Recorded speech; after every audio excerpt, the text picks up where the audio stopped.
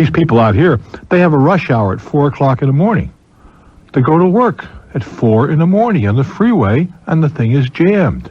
I don't know what's going on at work at 4 o'clock in the morning, which is a whole other program. Our telephone number is 800-743-8000. We have a ton of empty lines. 800-743-8000. I would like to hear from you. I would indeed. College Station, Texas. You are number one. Hello there. But you've known you're number one for a long time, right? Hi, Bruce. How you doing, guy? All right. I'm in a duplex right now. I'm renting it, and I'm looking for a roommate. And well, Jamie is here. He says he's looking for a place to live. You need a roommate? He's ready. Okay. Well, anyway, I was wondering, once I find somebody, what kind of agreement would you recommend? There's not much to. Well, here's the problem. What's your first name? David. David, you got to be very careful who you team up with, and there's Right. certain things that, although they cost extra, I think you may thank me for suggesting them. Each of you should have your own telephone. Okay. That way, he doesn't run up a big bill and decide to go, to South America for vacation for 6 or 7 years, and you got to pay his 800 or 900 calls. And furthermore, you want a way to disconnect your telephone when you're not there, so his buddies, after 2 or 3 six-packs, may not think it's cute to make all these expensive telephone calls on your telephone. Okay. That's for openers. Secondly, how old are you guys? I'm 29. Oh, well, I'm trying to get to your opposed to being a college kid. One of the things you ought to consider is both of you depositing a couple 3 months bill cash with the utility company, so nobody can run out on the other guy. Okay. I mean, roommates have a habit of disappearing, and the guy who's left, and that's you, because you're probably on the lease and so forth. Right. Would be stuck for the rent, stuck for the utilities and so forth. Yes, you can agree to all this in writing, and you should. Very simply, it doesn't require, a complex legal document, but something of that kind is only as good as the people that involve themselves in it. And the big thing is a telephone. You get ruined with a telephone. Telephone's in your name. Okay, we'll split the bill. He disappears, and you get a $1,000 telephone bill. Then what? Right. and you are legally responsible for that too. Clearly, no question about it, under the conditions that I've just outlined. That's why each of you get your own phone bill. I would agree to put up a couple 3 months in advance. Have him put that much up in advance toward the utilities. Okay. Aside from that, good luck. You have to, for example, do you smoke? Yes, I do. Well, then you better let your potential roommate know that you smoke. Right. A lot of people don't want to live with a smoker. You might want to find somebody who smokes, that sort of stuff. Okay. I don't know what you... I'm going to college right now. I'm kind of like you. I went into the Navy, and anyway, now I'm back in college. So super. You were stupid like I am. You put it off till the last minute. The other thing, I think you should agree at least in principle, whether about guests. Can he bring his girlfriend over for the night? Can you? Okay. And that kind of stuff. Other than that, it's not real complicated. Just don't get stung. That's what I guess I'm getting at. All right, that's why I wanted to call you beforehand instead of having to call afterwards. And how about furniture and stuff? Who provides that? Right. How about the VCR? And one of the things that people fight about, roommates, is the refrigerator. That was my quart of milk, that kind of stuff. One way to solve that, if you both eat about the same, is to put so much money in the kitty, and all food monies get purchased out of that kitty. Okay. I wish you well, guy. Where are we going, Big Bad John? Bangor, Maine. Hello there.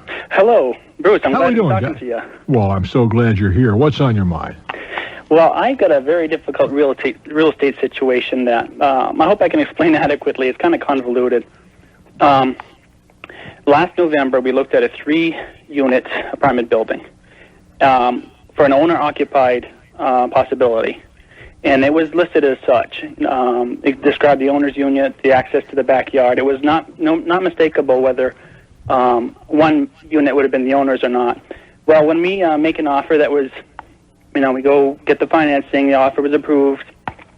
Months and months later, when finally he is almost done doing his work that he needs to do the improvements for the fire code, etc., that was contingent on the... the sale was contingent on all that? Yes. To bring it up to code? To bring it up to code, and things that we wanted to make it livable for us. Uh-huh. Well, he kept stalling because he wanted to get, and I guess it's not all that uncommon, he wanted to get a letter of commitment from the bank that they would finance the purchase, and before he committed to doing the work, all the expense, whatnot. Uh-huh. Well, just about 1 week before the close date was supposed to be, he finally admits that he has people in that unit with a lease for a year. And he went into this lease agreement with them like December, when he was showing it to us in November. You know very well. I mean, virtually the same month that he went into a contract to sell it. And as a condition, another contingency on the contract was that, one, we get copies of all rental and lease agreements. Well, that's reasonable. I mean, so far it sounds reasonable to me. And the other one was that we get a letter from the current tenant in the owner's unit that she would be willing to vacate within a month of closing a month after. That's a little tricky there. Do you have an attorney representing you in this matter? Not so far. Not so far. Well, you should have had.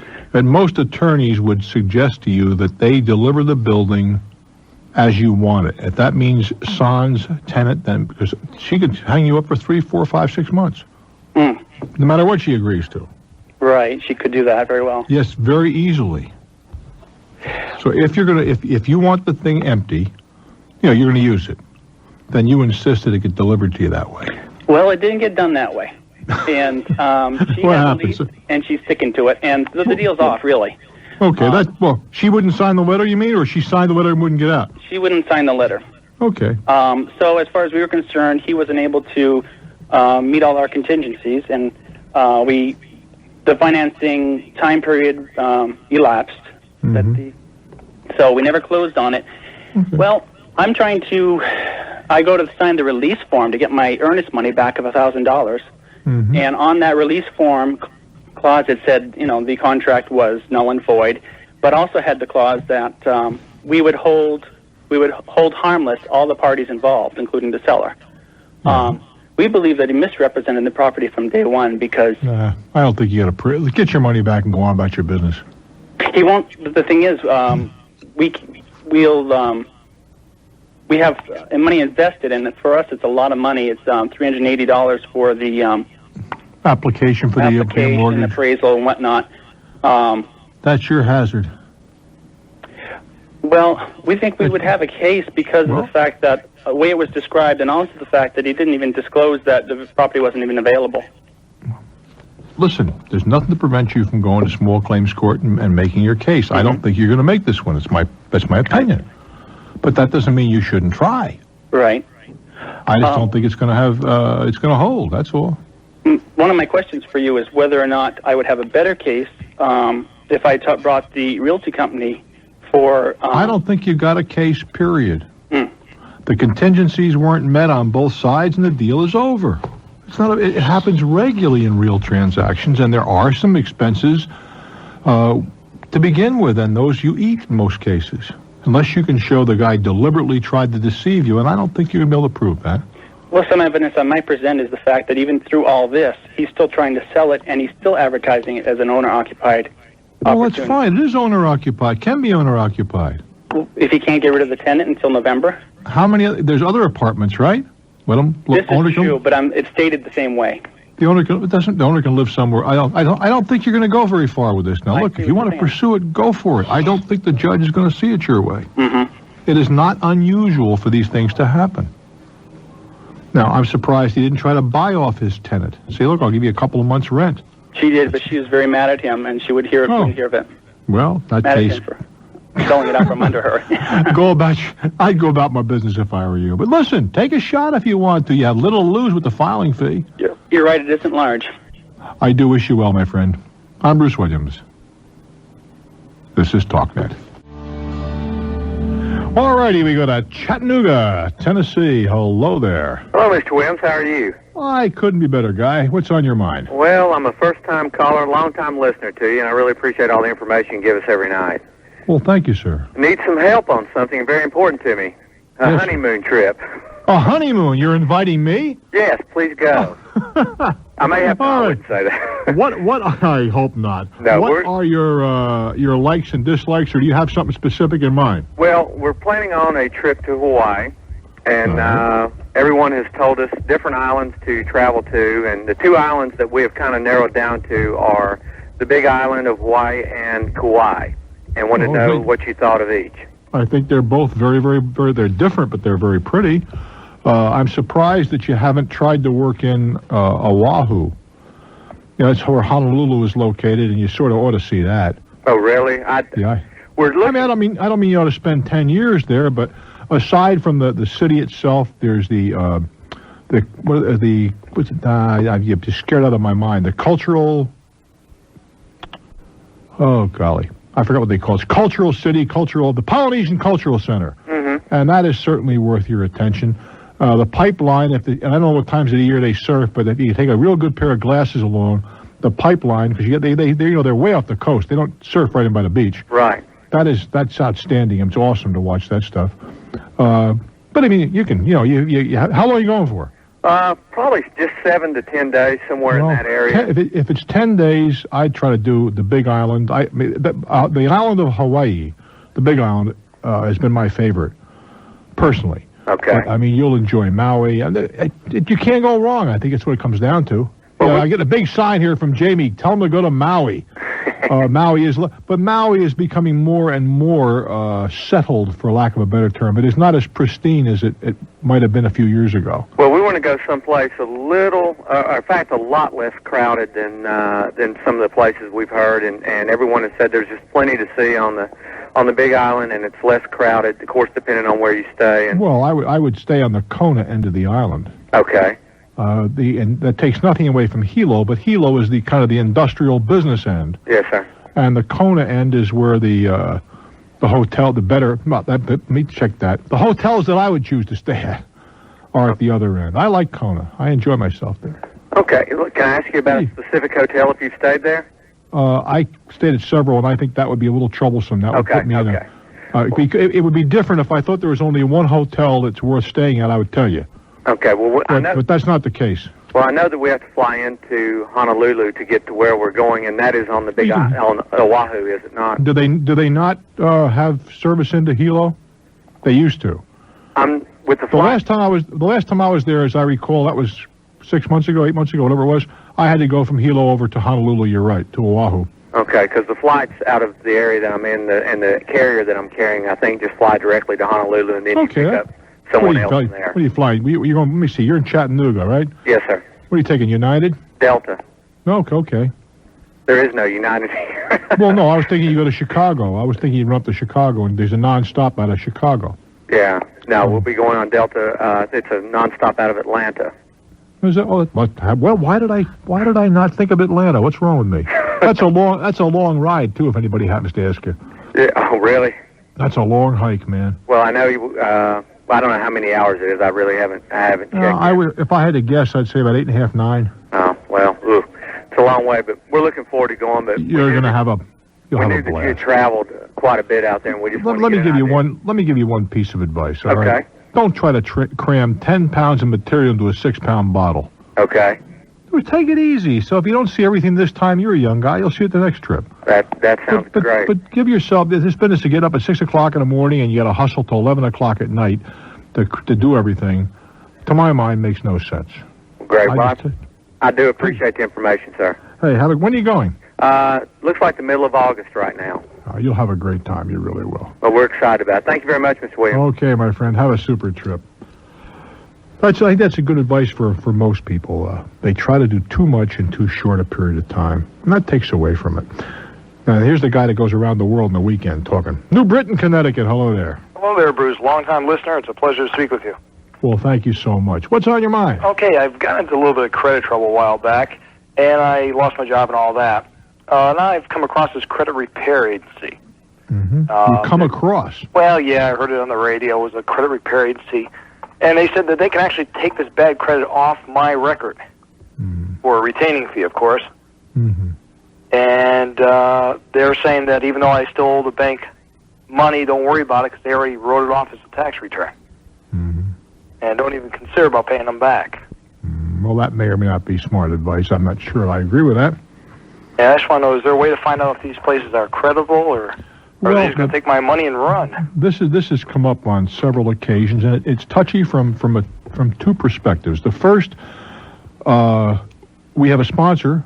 Okay. And it doesn't matter to me. I'm not going to say nice things about a sponsor if the nice things are not warranted, and that's just the way it is, and that's the way it's going to continue to be in this program. Right. The fact that they buy time is not going to buy my approbation, certainly not my endorsement. Right. On the other side of that, if you hear a commercial in my voice, I'm pretty picky about that. And I do a commercial for an outfit that provides information how you can, in some ways, repair your own credit. Right. But there is absolutely no way that I know of, and no one has ever demonstrated to me, that everything carte blanche can be guaranteed to come off. Simple as that. And I don't believe anybody can do it. Right. And Now, they're guaranteeing that.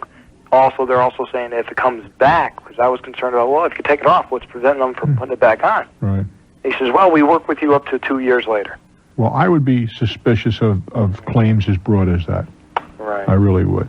What I have suggested to people to say to these companies that see, I'm not the one that as they do the commercial for says, look, these are things you can do for yourself. Right. And I don't agree with all the things they suggest either. And I told them that, and I say so regularly in the air. But having said that, there are some things under the Fair Credit Reporting Act that you have some rights and you can take advantage of them, and I don't have any great quarrel with that. Right. But I don't believe anybody can walk in, and if you really have a lousy credit record and the information is accurate, guaranteed to take it all off. So what I have suggested is say, look to these companies, I'd like to believe you can do what you're doing. So I'll tell you what, your fee is $300. I'll give you $600. The day that I write the TRW, Equifax, and TransUnion and find all this stuff has gone away. Right. Now, if somebody says, well, how in the world do we know we're going to get paid? We'll put the money in escrow with my attorney with those simple conditions. Right. Now, I don't see, if the company can do what they say they can do, I don't see why that would be a problem for them. Well, their fee was much higher than that. Well, whatever the number is. Right. I'll pay double, but I'll only pay after. How much do they want, by the way? They want $1,100, and they guarantee they can get a bank loan for a mortgage or a credit card. A credit card is easy. I guarantee you get a credit card, too. The bank loan is another program. I'd be very, very careful. That's all I can tell you, my friend. I'm Bruce Williams. This is Talknet. Hello there, I'm Bruce Williams, and you're listening to Talknet on the station that's first with news, News Radio 550, WSVA, Harrison 66. All righty, we go to Mansfield, Massachusetts. What's happening? How you doing, Bruce? I'm doing well, thank you, Guy. What's on your mind? Well, I need some legal advice, and the thing is I'm a... Let's stop right at that. Hold it. I'm not an attorney. You realize that. Okay, but I need some practical advice. Well, practical maybe, but I can't give you legal advice. Okay, great. Now, I'm a 50-year-old male. I have an infirm mother that's crippled. She's been crippled for the last 10 years, and I've taken care of her with my wife. Mm-hmm. I work for a Fortune 500 company, and I ended up, I came down with a case of bladder cancer. I approached my employer about that, and they took it not very well. What do you mean they took it not well? Well, the fact of the matter is that apparently, as I gathered, the point was the fact it's going to cost them more money in the long run to keep me on as in my professional career. What do you do? I was a buyer. Okay. So, to make a long story short, this went on for a couple of years. I went through treatments. The cancer wasn't getting any better. I ended up finally, about 10 months ago, I injured my back. And I ended up with a massive injury of my spine through a work-related injury. So to make a long story short, the thing is that the insurance company denied my claim. I went through 7 months with no pay. On what basis was your claim denied? It was denied on a bunch of non-factual things. Was the injury sustained at work? That's correct, yes. In other words, the insurance company said to me it didn't happen at work. There's no witnesses, things like that, down the line. And so consequently, they denied the claim and went 7 months without any pay. Mm-hmm. And what happened was I had to unfortunately engage an attorney. Well, why? That's nothing unfortunate about that. That's what attorneys are for. Well, that's correct, yeah. But So now it's a situation where I've won 3 judgments against this particular company in regards to paying me, but the company keeps on going out there and fighting the claim. And apparently, as you may know, it takes probably 4 to 5 trips to court, and each time a company could keep on fighting it and fighting and fighting it. Yeah, they're appealing, is what you're telling me. Appealing, yes. Yeah.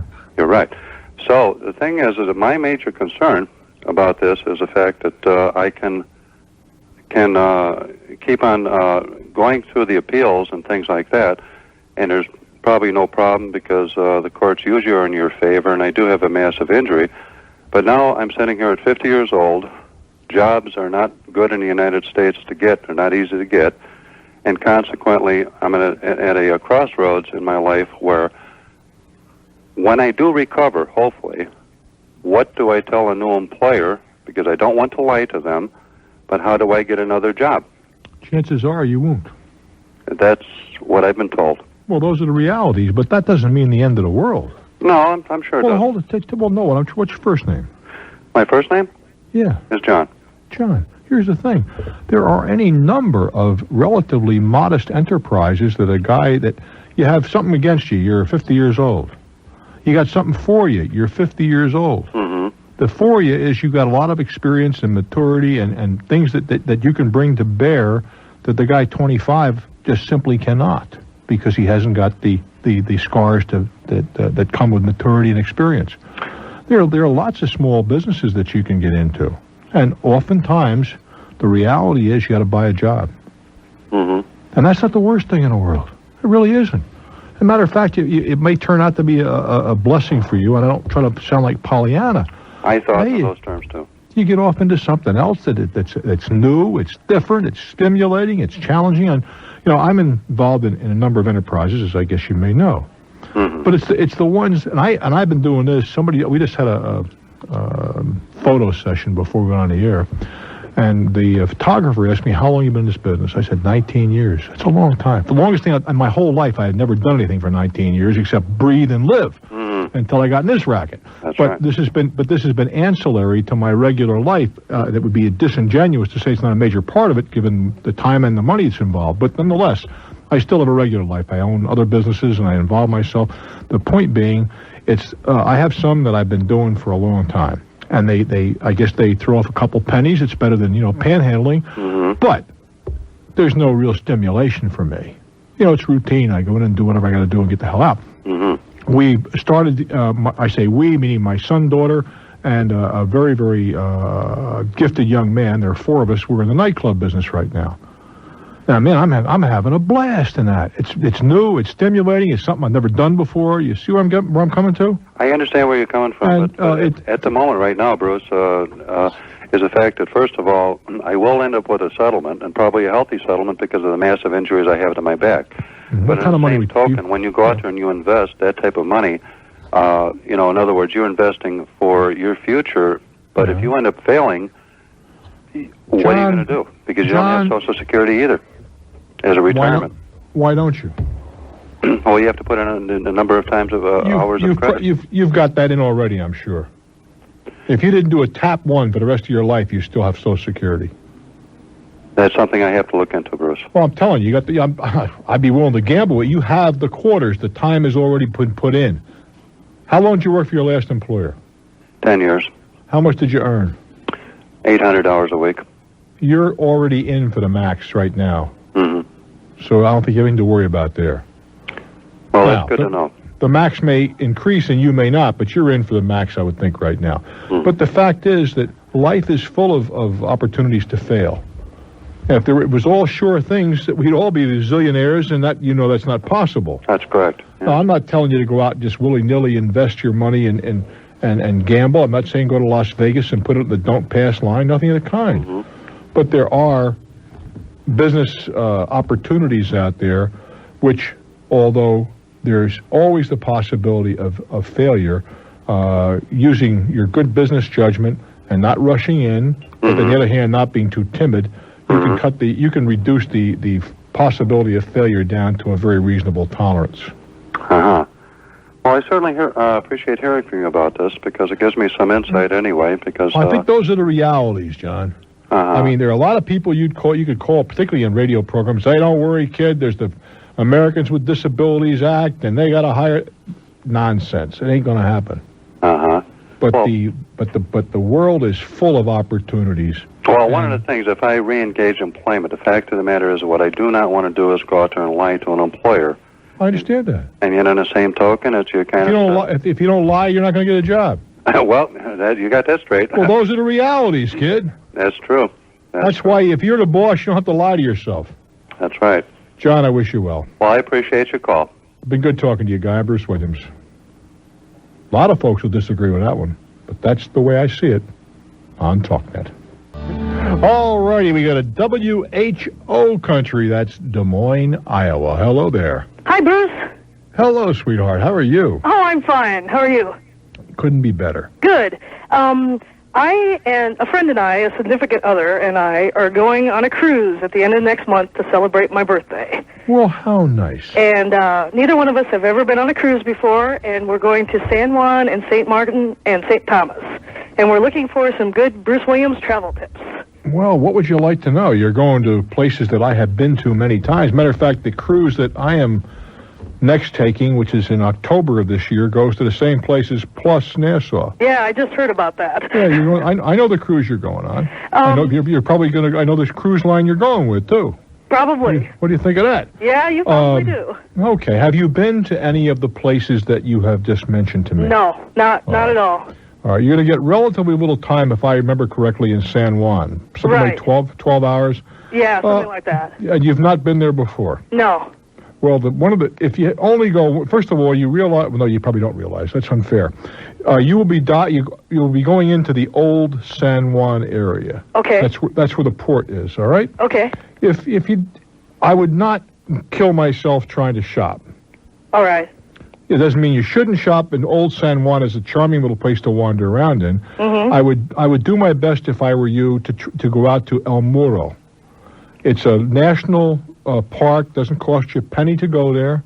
It's Moro Castle, and which you can see on the way in off the ship. It guards, or did guard, the harbor of San Juan for the last 400 years, however long it's been there. I see. Okay. Built by the Spanish, and it's truly a great example of that architecture, and I think it's worth your attention.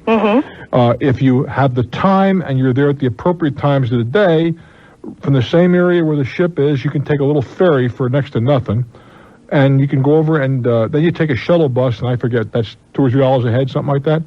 You can go over to the properly pronounced Bacardi, or the Bacardi rum distillery. Oh. And you can take it. They have a tram that takes you through, and they give you a couple of free drinks, and you can see how rum is made. That's kind of nice. Oh, I'm keeping the same area, okay?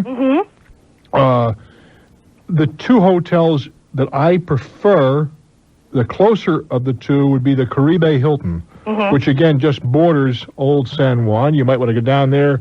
The bar is charming. The restaurants are okay.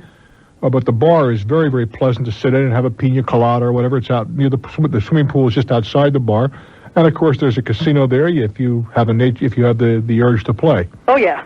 That would pretty well take up your day in San Juan. Okay. When you get to St. Thomas, that's where I would be inclined to do the biggest part of my shopping. The bargains are not as they were 25 years ago, but that's okay. You still you got to be a little careful with the things like emeralds and whatever. The prices are okay, but you probably do this as well in Des Moines. Okay. All things considered, and cigarettes are cheap. The best buys you can make on liquor would be liqueurs. If you like Grand Marnier and that kind of stuff, Grand Mariner, you know what I'm talking about.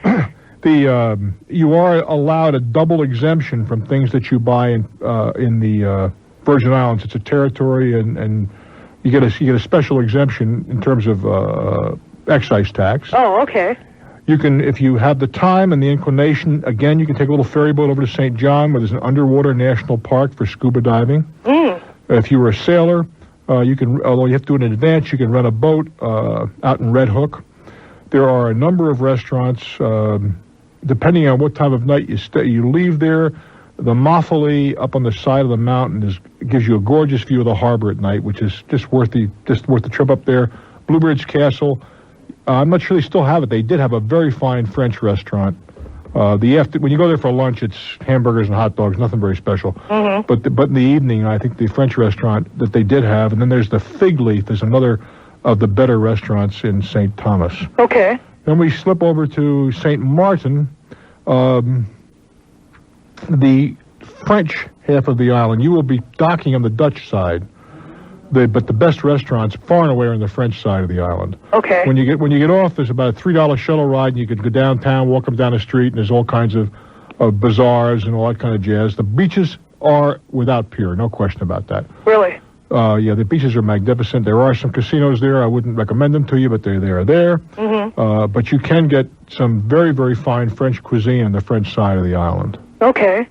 Okay. And as far as the ship itself is concerned, just enjoy yourself. The only thing you have to pay for really is your booze. Mm-hmm. Everything else is included. Your soft drinks too, I guess. Mm-hmm. Everything else is included.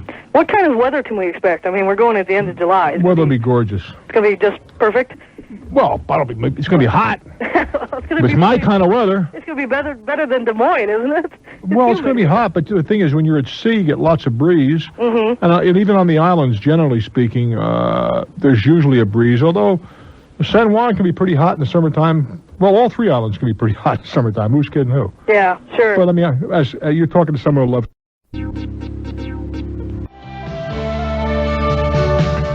Well, how you doing? Hey, I'm glad you're here. I am indeed. I'm Bruce Wiggins. Welcome to Talknet. We talk to you, with you, and about you. You make it happen, and I'm very happy that you're here. So sit back. Let's get things started in a real professional fashion. That'll be a switch on Bruce for Talknet. 800-743-8000 is our telephone number. 800-743-8000. Just snippets and bits of information, hopefully, that you can use. Darien, Connecticut. Hello there. Hello. Yeah, you live in a very, very pleasant little town.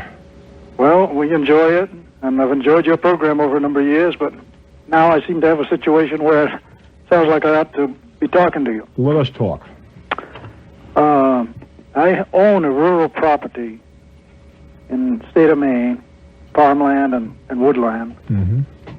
And alongside it, I've learned I knew there was a wood road alongside the property, mm-hmm. but I never knew the real status of it. But apparently... When you say a wood road, does that mean somebody's been logging or something? Yeah, it's always been used by the farmers to get to the back part of the property. So. Okay. And it's been used as a wood road, been used as there was a hayfield back there at one time, I guess, and mm-hmm.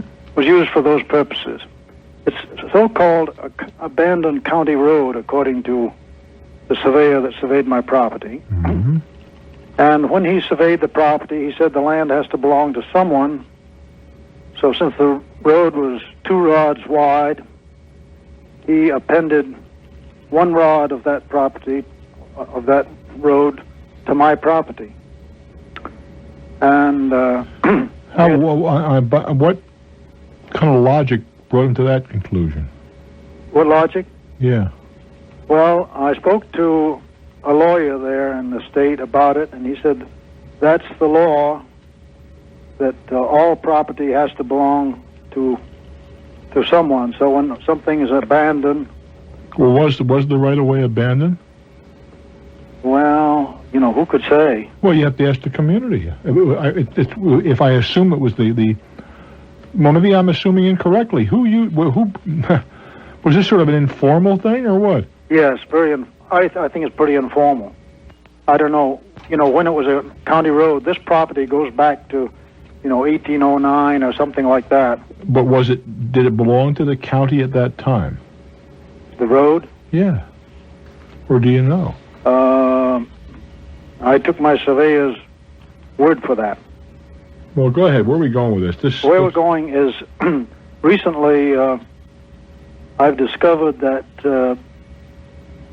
the property adjacent to me has been bought by a developer, and I encountered their surveyor, and he had the developer at one point had just called me and asked me if I was satisfied with the survey of the survey that I had done of my boundary lines, mm-hmm. and I told him I was. Why did he ask that question? Nothing more from him, but now I encountered the surveyor when I was there a month ago, I encountered a surveyor surveying along that line, and he said that he wanted to know if I was satisfied with the boundary lines again. I said yes, but I said I really don't want any future problems as to what it is, and I know that the surveyor appended to my property this one rod, and he said, well, we could solve that by drawing up a boundary line agreement. And I spoke to my lawyer and asked him if he thought that was a good idea, and he said yes, he thought that it might save some problem in the future. So I asked him if he would review this boundary line agreement, and I've sent it to him. I haven't heard from him. But the boundary line agreement just defines the boundary just as it's described on my survey, but at the end of it, it says, further being agreed that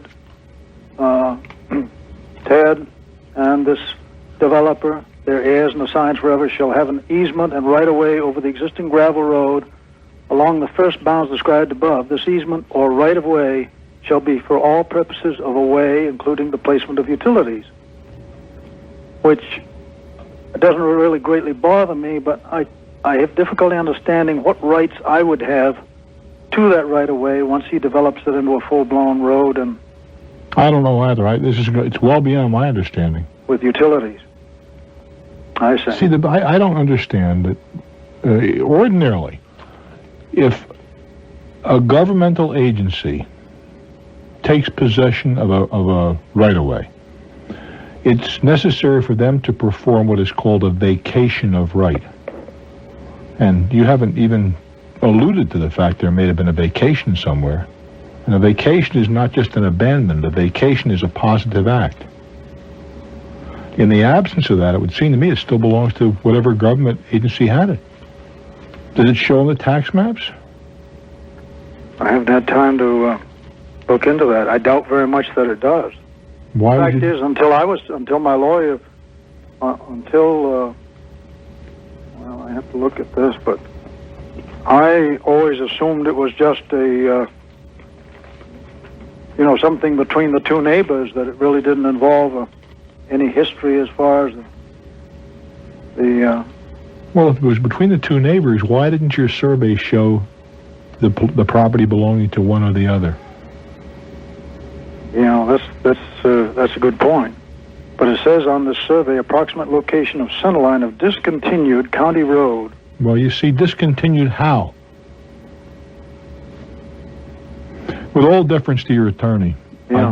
I'd ask for another legal opinion from somebody who has a very, very good knowledge of land use. Mm-hmm. Because by doing what has been described here, it seems to me, conceivably could cloud the title to your whole property. Really? And I said conceivably. Uh-huh. That's why I'd want to talk to somebody who made land use as a specialty, not just as that looks like a pretty good idea. Opinions like that I don't like. Mm-hmm. I wish you well, my friend. Well, could I ask you one other brief question? Sure. The brook that runs through the property, are there any particular precautions I should take regarding the rights of development as far as they're doing? Well, again, there's usually pretty pointed state law with regard to streams and brooks and whatever. Mm-hmm. But you can't change their direction, you can't dam them without permission and whatever. Yeah. You have relatively little latitude in most areas. But again, that's a matter to have the statute research, it seemed to me. I see. Good luck, my friend. I'm Bruce Williams. This is Talknet. Let's go now to Tulsa, Oklahoma. Hello there. Hi there, Bruce. Hiya, baby. Listen, I got to tell you, my mother is crazy about you. And she's always saying, call Bruce. If you got a problem, you need to call Bruce. So always call Bruce. So now I'm calling Bruce. All righty. Well, I'm glad you're here. Yes. Listen, I've got a situation that may be rather simplistic, but I'm a graphic designer, and I'm working full-time as a graphic designer and part-time for the same owner for his other business as a freelance graphic designer. He's got several different businesses, and on occasion I'll do a flyer or whatever. Mm-hmm. he's graciously allowed me to use their computer at work, which is really fine. On the other hand, I've also created a small clientele of other people to, do their work as well, which they said that's fine. Well, I'm thinking that I'd want to go ahead and get the publishing system at home, namely a Macintosh system. Mm-hmm. The point is that I'm out of debt, and I don't want to go into debt. Well, that's the way life is. Yeah. Well, I'm wondering what options do I have. Look, I can understand where getting into debt frivolously is something to be avoided. Okay. But you're going to buy a business tool. Is that correct? Yes, that's correct. Well, why would that distress you? I mean, it's so nice being debt-free. Well, then don't buy a business tool and don't go into business. Yeah. Okay, well, do you honestly believe that most businesses go out and pay cash for everything they buy? No, of course not. Well, of course not, because they don't have the money. Yeah. Why should you be any different? Oh, why shouldn't I be American, right? There you go. Okay, well, what do you recommend as far as the kind of business loans and whatever? I did go to the Oklahoma Credit Union, and I don't think you're going to get a business loan. Okay. You're just going to get a loan? Let's know. What are you talking? It's not much. About $2,500, $3,000? Around 10,000. 10? Yes, sir. Heaven's name are you buying? Well, it's a whole Macintosh system. It's a scanner, a printer.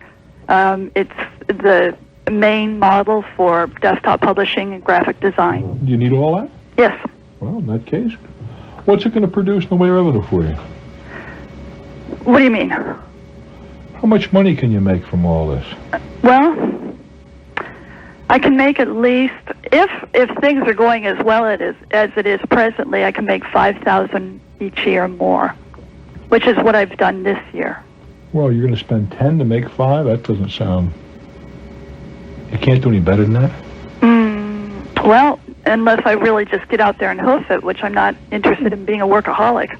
Well, there's one thing to be a workaholic. It's something else to be kind of a hobby. Well, what I'm thinking... $100 a week's a hobby. Yeah.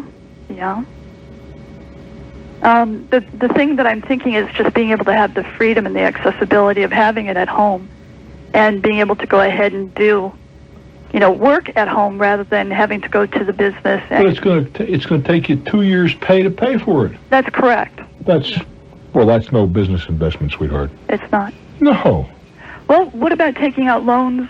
Well, take out loans, you still got to pay. Right. If you're only going to generate $5,000, yes, you don't go out and buy $10,000 worth of equipment. That's not a good business decision. It just isn't. Uh-huh. What do you recommend? Don't buy it.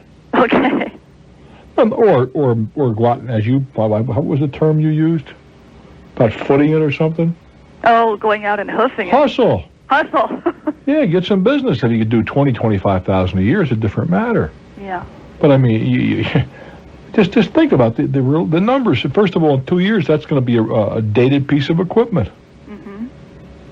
Oh, I thought you were making... It's a system, though, that I would definitely keep for at least 10 years. Well, that may or may not be the case, but the point being that you're going to have to decide: is this fun and games or is this a business? I see. That's a good point. I really haven't necessarily come to that conclusion. Well, if it's fun and games, you go down to your boss's place. If it's a business, go ahead and buy it. Then get out and get some business. Okay. But you can't have it both ways. Can't have my cake and eat it too, eh? Well, it's pretty hard to do unless you get 2 cakes. Okay. I wish you well, dear. Columbus, your turn. Hello there. Hi, Bruce. It is I. Oh, it's wonderful to talk to you. I listen to you all the time. Listen, I have a little situation. I had, with a health insurance company, I had surgery about a month ago, and I had called ahead of time to get my surgery pre-certified, and made sure that the surgeon was on their plan. And I had met with the surgeon and told him I couldn't schedule surgery until I talked to my insurance company. Well, I called them. They said, "Oh, no problem. Your surgeon's on the plan. You'll only be responsible for $125 deductible plus the 10% because we pay 90%. And I said, "Okay, fine." And then 2 days later, I had my surgery, and now I'm getting the bill. What kind of surgery are we talking about? Hernia. Okay. Hardly something that you elected to have done. Right. This is not like a nose job or something. Right. Okay. Something I had to have done. Right. And now I get my explanation of benefits from the health insurance company, and they're telling me the hospital is not on the plan. And they're telling me I have to pay $1,000. And I thought, that's not even a question I thought to ask when I went, called them ahead of time. I thought, well, the surgeon's on the plan. Certainly where he performs the surgery, would be on the plan as well. This just as a point of interest, does the surgeon have credentials at more than one hospital? Yes. He does? Yes. And one of the other hospital is the one they want you in? Yeah, but see, they didn't specify. No, I understand that. I just was curious, though, if he was on the, if he had credentials at more than one hospital. Some guys do, some don't. Right, and it's listed in our book that he's affiliated with 2 other hospitals. But you didn't read the book. I don't blame you. Well, I looked at it, but I just thought, oh, well, that's where he has his office. That's where he's going to do the surgery that week or whatever. Mm-hmm. I guess I just didn't even think to ask that question because he was on the plan. And I guess my question is, do I have any recourse with the health insurance company to dispute this? Most companies have some kind of an appellate board, and you can appeal to them. It's gotten so complicated today, where they send you a big list of hospitals. Of course, if you don't live near one of them, then you don't have to worry about it. Mm-hmm. In the case of the plan that I'm involved in, they didn't have one in my state. Oh. Not in the whole state. So, well, it doesn't look like I'm going to use your hospitals. No, you don't have to. But this is like a runaway bureaucracy as I view it. The idea of having a second opinion and having to get pre-approval for a lot of things makes some sense. Mm-hmm. But on the other hand, you have a bureaucracy there, and their whole function in life is to beat down the claims. Mm-hmm. In any way they can. Right. And I have a tough time accepting that. But I suspect if you look at your policy, or if you don't call them, there is some kind of an appellate process. And I don't know what grounds you're going to appeal. That's the problem. Yeah, and my only gripe is that, I called ahead of time. I thought I was, following the appropriate procedure. And then, and they assured me that this surgery didn't even have to be pre-approved because it's so minor and, the whole bit. And, I said, okay, is there anything else I need to do? And I asked them specifically, what do I have to pay? And, they told me the deductible and the 10%. Mm-hmm. So why is there a $1,000 penalty?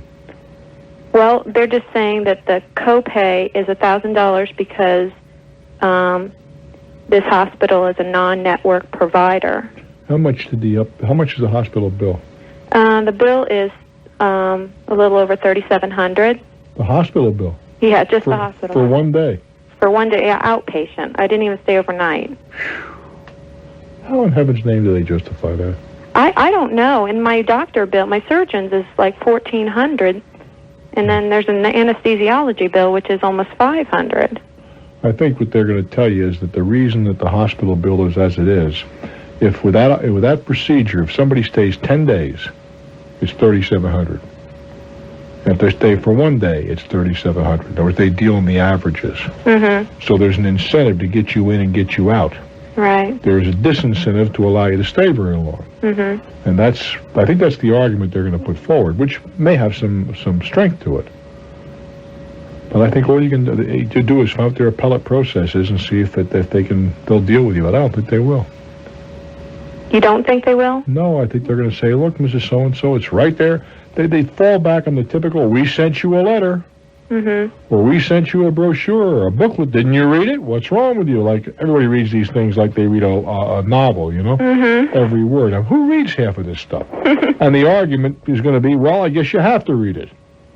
That seems to be I guess you do have to read it. If you're like me, you don't.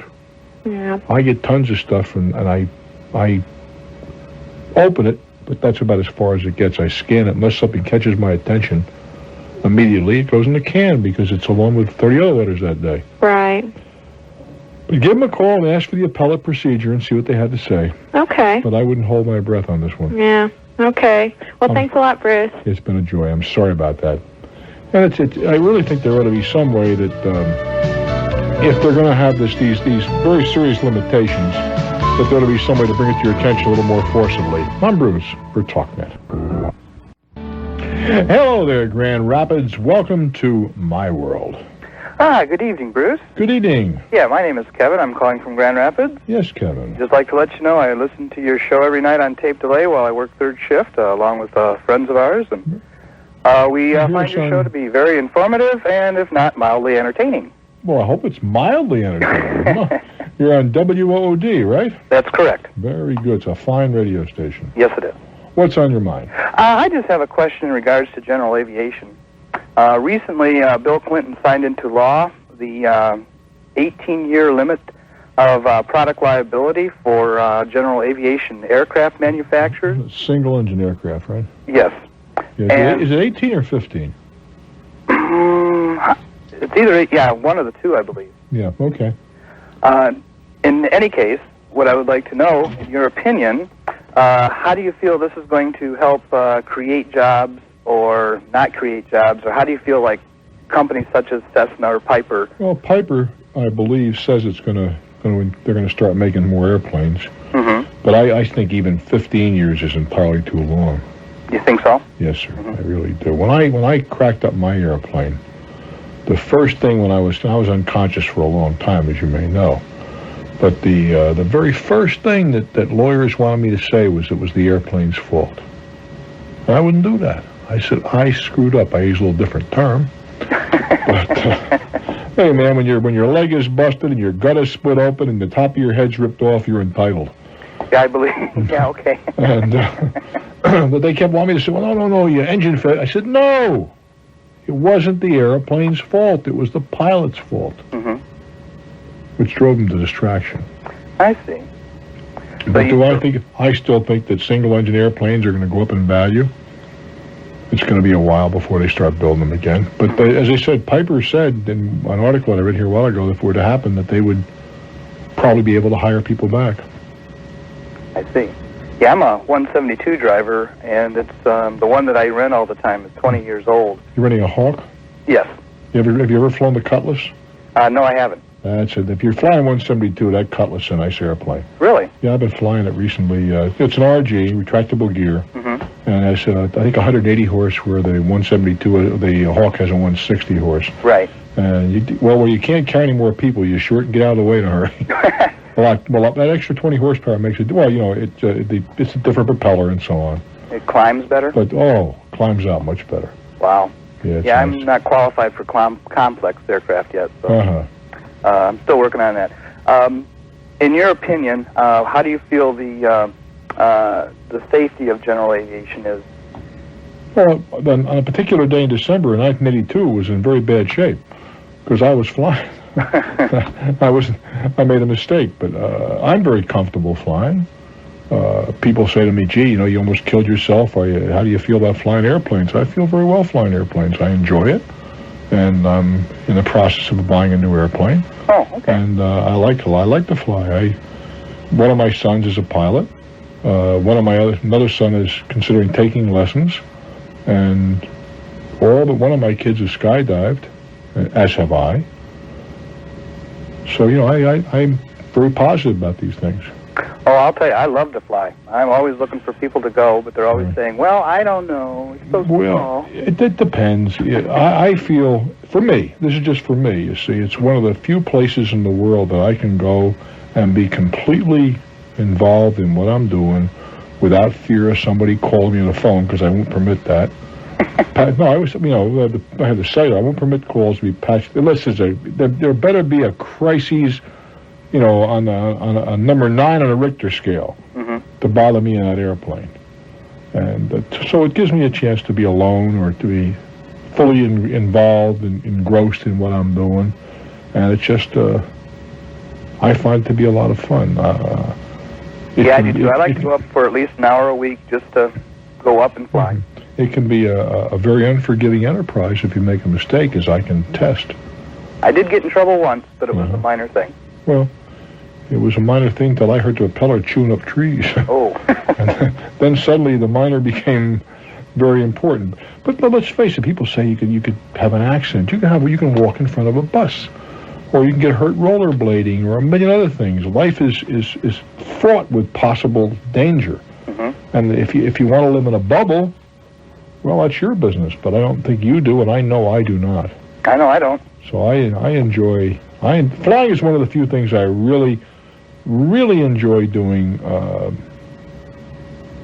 I was going to say by myself, but that's not really accurate. I like to have, company in the airplane. But I don't mind flying by myself. I get a similar kick out of it when I go out in the boat. But it's not quite the same. Not quite the same. When you're sitting up there and, man, maybe it's dark out and you see those runway lights in sight, that's just a feeling that I don't think has any... It's as close to sexual as I think you can get. Is that true or not? Well, I enjoy a cigarette after I land, sure. Yeah, why, Scott? Good talking to you, my friend. Thank you very much. All righty. Yeah, whatever it's worth, I still really enjoy flying. All righty, the Grand Junction, Colorado. Hello there. Yes, Bruce. About 5 months ago, I rented my house to a gentleman. He signed a 6-month lease. He paid the first month rent, and that was the end of it. You haven't seen him yet since, huh? Well, by the time I got him out of there and the damage that he had done, he ended up owing me about $3,000. I've kind of kept tabs on him, and he's moved, and I now know where he's put down at. And I guess the question is, how do I go about this? Is a different state where he's living now. I have never successfully nailed an errant tenant. Really? No, sir. But I know, he was a stable person. He went through a divorce and went through a very emotional time. He has a good income, or will have a good income, I believe, when he puts back down. I guess I don't want to lose all of the money trying to recover it. Well, I told you my experience. I've never been successful in going after an errant tenant. And it cost you too much? Oh, I've been stuck for 5 figures. Okay. It just maybe it's because I'm a lousy landlord. You see? Yeah. I am. I have not gone after them right away. As soon as there are people that, boy, you're 2 days late, they're knocking on your door, and that's a good landlord.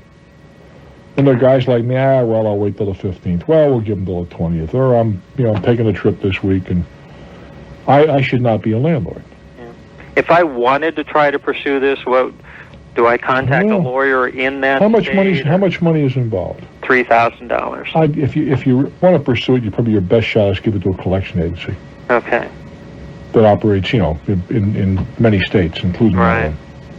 But that's what they get paid to do. And just lose half of it is. Well, no, you gain half. Well, true. You got nothing right now. You're right. It's usually 40%, by the way. But 50% of something is certainly a whole lot more than 100% of nothing. You're right. I wish you well, my friend.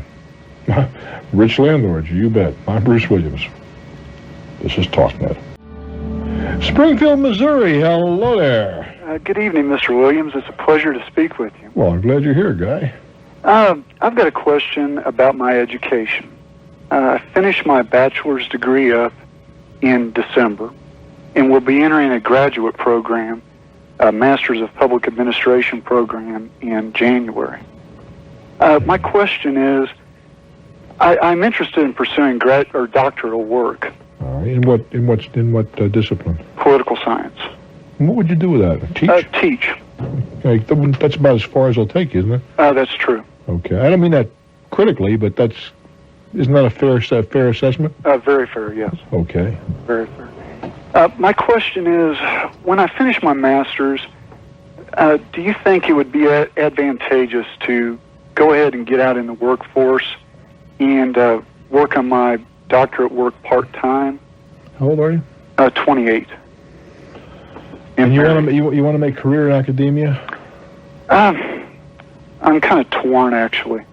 I'm married, so I have other concerns to worry about. Like feeding the wife and kids and stuff. Right. Narrow-minded stuff. Yeah. No kids yet, but that's part of the dilemma, of course. Mm-hmm. Well, again, my question has to be at least considered. Are you thinking? If you're thinking about academia, you may as well knock off your terminal degree, because if you don't have that ticket punched, you're not going to get much work.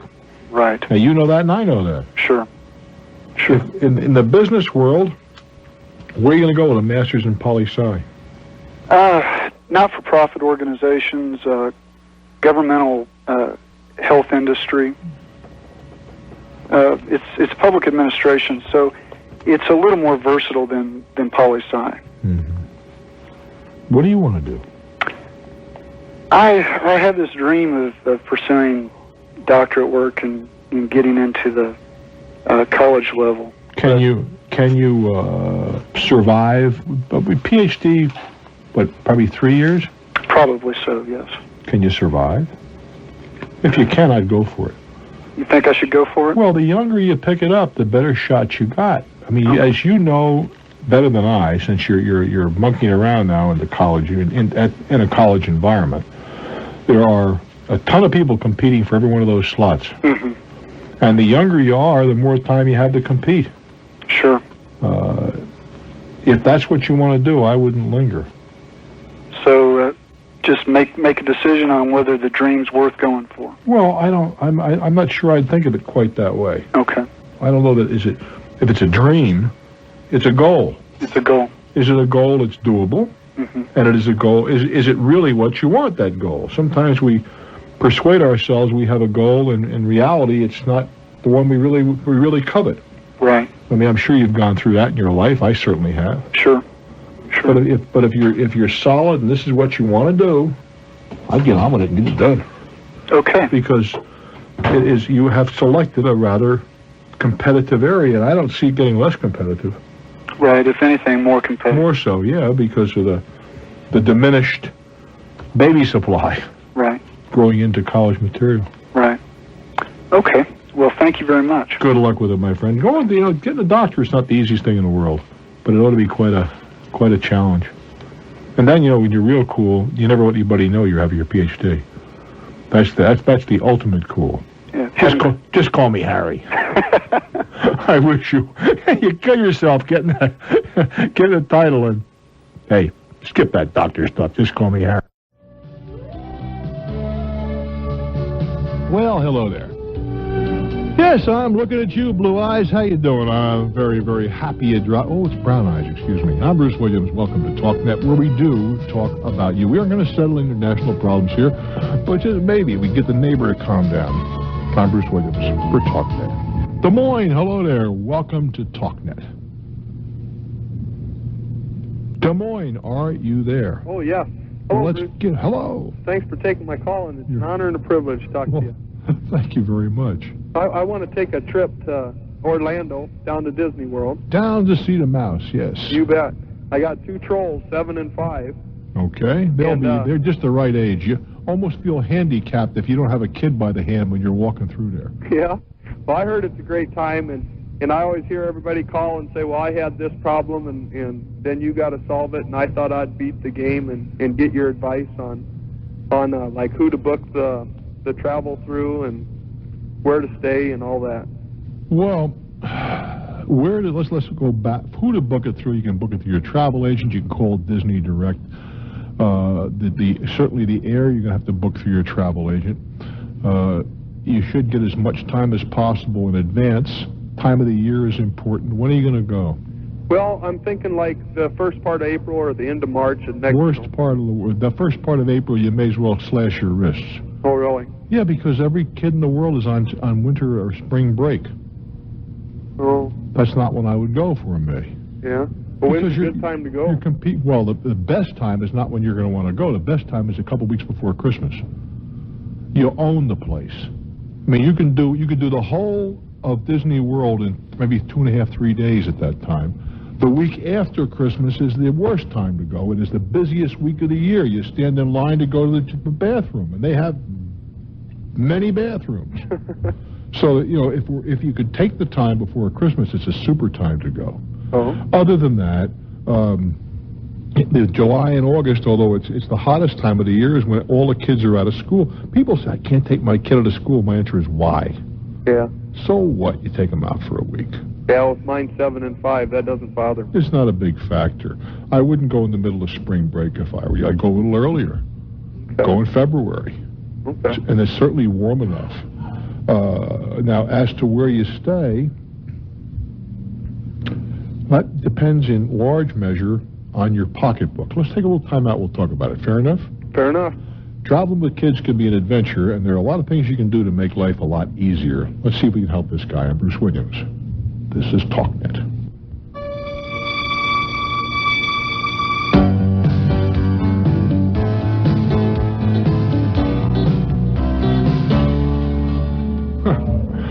I am talking with a gentleman in Des Moines, otherwise known as Des Moines, Iowa. He is going to take the trolls down to Mouse World and wants to know, among other things, what time of the year and where to stay, right? Yep. Okay. How long are you going to go for? Well, I want to take about 2 weeks off and go down and maybe see that, maybe run over to the Kennedy Space Center. Well, that's that. You can get, certainly, are you driving or are you flying? Well, I don't know. Probably drive. Drive from Des Moines to Disney? Why would you want to subject yourself to that? Oh, I don't know. Maybe stop and do a little here and there, just on the way. Well, that's okay if you do some here and there. Okay. If budget, I can fly, whatever you think's best. Oh, I think it's better to fly.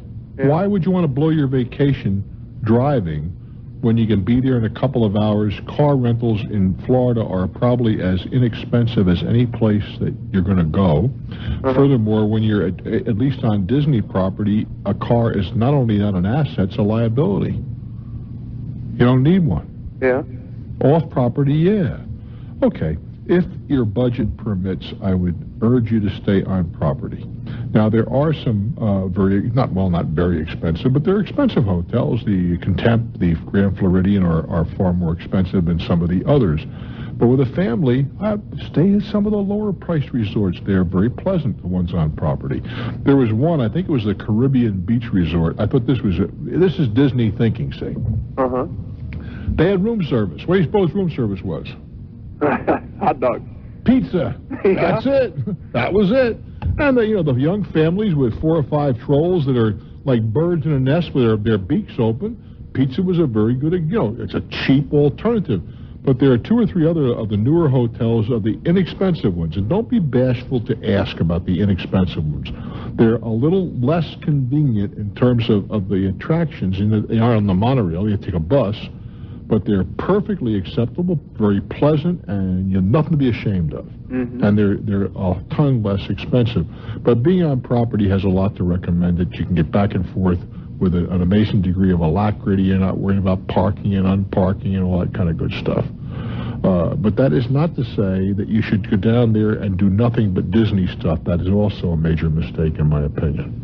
I mean, there's Universal Studios, which is close by. If you want to get over to Tampa, you have Busch Gardens. There's SeaWorld, where you can see Shamu or one of Shamu's cousins or whatever. These are all things that you ought to be taking a look at. There's Church Street Station downtown, and well, that's not so appropriate for your children. And I'm sure the people down there wouldn't like me to say that, but I don't believe it to be. But there's a great deal to do off property. The Space Center, I think your kid's a little young for that. Oh, yeah? That's my personal opinion. You may see it differently, but 5 and 7-year-olds are not going to find a whole lot to get emotional over there. I'm sorry, go ahead. If you go through an agent, could they book all that stuff for you to go see the MGM? And no, you don't need to do that through an agent, really. You can do that on property when you're there. Once you get there? And I wouldn't do it through an agent. I'll tell you why. I wouldn't try to make the decisions as to how much you're going to do until you get there. You might find that it overwhelms you. You want to take a day off and do nothing. Oh. I think that's important to this whole mix. You can buy the tickets there. I'm not trying to beat the agent out of anything. Don't misunderstand me. But you may decide, for example, you want to spend a day at one of the water parks. Yeah, you have little kids. On property, they have River Country, and they have another one that the Typhoon Lagoon, I think, is another one over there. You may or may not find that appropriate. You won't know till you get there. Mm-hmm. So I would not try to make... In other words, I'd go loose, is what I'm trying to say. Yeah. You're not going to have a problem getting in anywhere. You want to shoot over to MGM, you're not going to have a problem. You want to shoot over to Universal Studios, trust me on this one, they're going to let you in. They'll probably give you a bargain of some kind. The same thing is true with going to see Shamu and their buddies and other stuff that you have in the area which you may or may not find attractive. But I wouldn't get locked. See, the mistake that a lot of people make on vacation is they lock themselves into a frenetic schedule, and you find you're too beaten, your kids are too beaten, nobody enjoys it. Yeah. Well, so you just go through the agent just for the air and maybe line up the motel? And you can do well, it's not a motel, they are a hotel. I wouldn't say it a motel. Or hotel, yeah. They are hotels, but be certain that you know your options. I think their number is 800-W-DISNEY, and they'll give you you can still book it through your agent. I have no problem with that. But find out what the alternatives are. Your agent may or may not know. Because there are a myriad of choices, and don't be afraid to go for the lower end. Yeah. Because you're not going to spend all that much time in your room anyway. And of course, if you stay on property too, another advantage is that you can, and I would do this, get a babysitter at least a couple of nights. Because you and your wife deserve some time. Yeah. Go out, you can either go off or go to Pleasure Island or whatever, but at least go someplace for adults. Yeah. You shouldn't have 24 hours of trollism.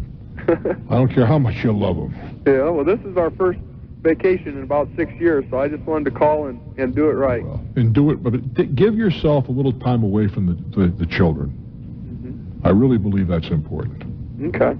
I wish you well, Guy. Thank you. Ponca City, Oklahoma. Hello there. Hi, Bruce. Hello, sweetheart. How are you? I'm really good. The last time we went to Disney, we went only to Epcot. We went the week before or the week after Memorial Day, and we did around the world, all the countries in 90 minutes. Well, that's a little quick. Well, we've been there before. And well, I mean, how do you do how do you do France in 90 minutes? The screening alone is like about 35. We did it. No kidding. It was like deserted.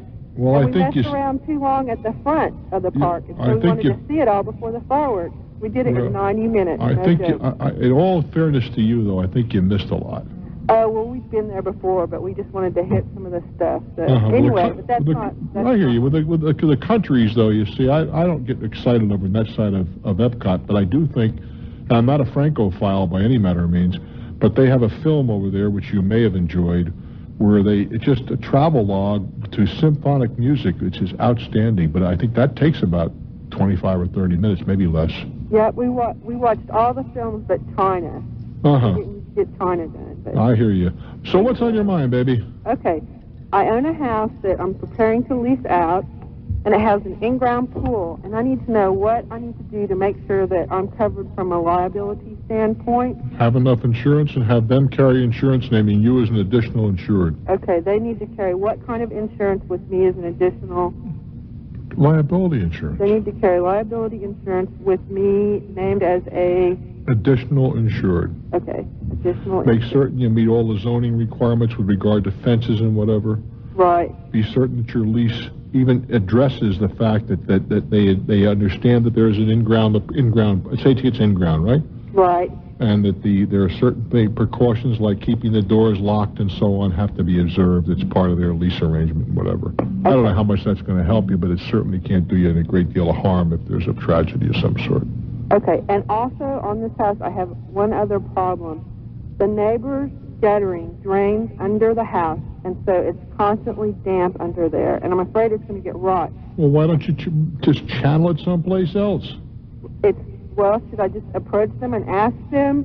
Is it coming from another piece of property? Yeah, it's coming from the neighbors. No, but that wasn't my question. It could be a duplex of some kind. Is it a separate piece of property? It's a single-family home next door. Well, I tell them I don't want the price. I'm sorry, but I just can't allow you to keep pumping this water over here. You got to find a way to channel it in some other direction. And if they we kind of have not a bad relationship, but they've lived there a lot longer than we've had.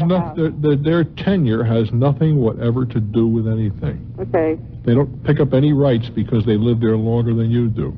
So just you to approach them for if nothing. You see, if they don't comply, right. Either you can do what you want to do to make them comply, or you put up a little wall where the water stays on their property, or you live with it.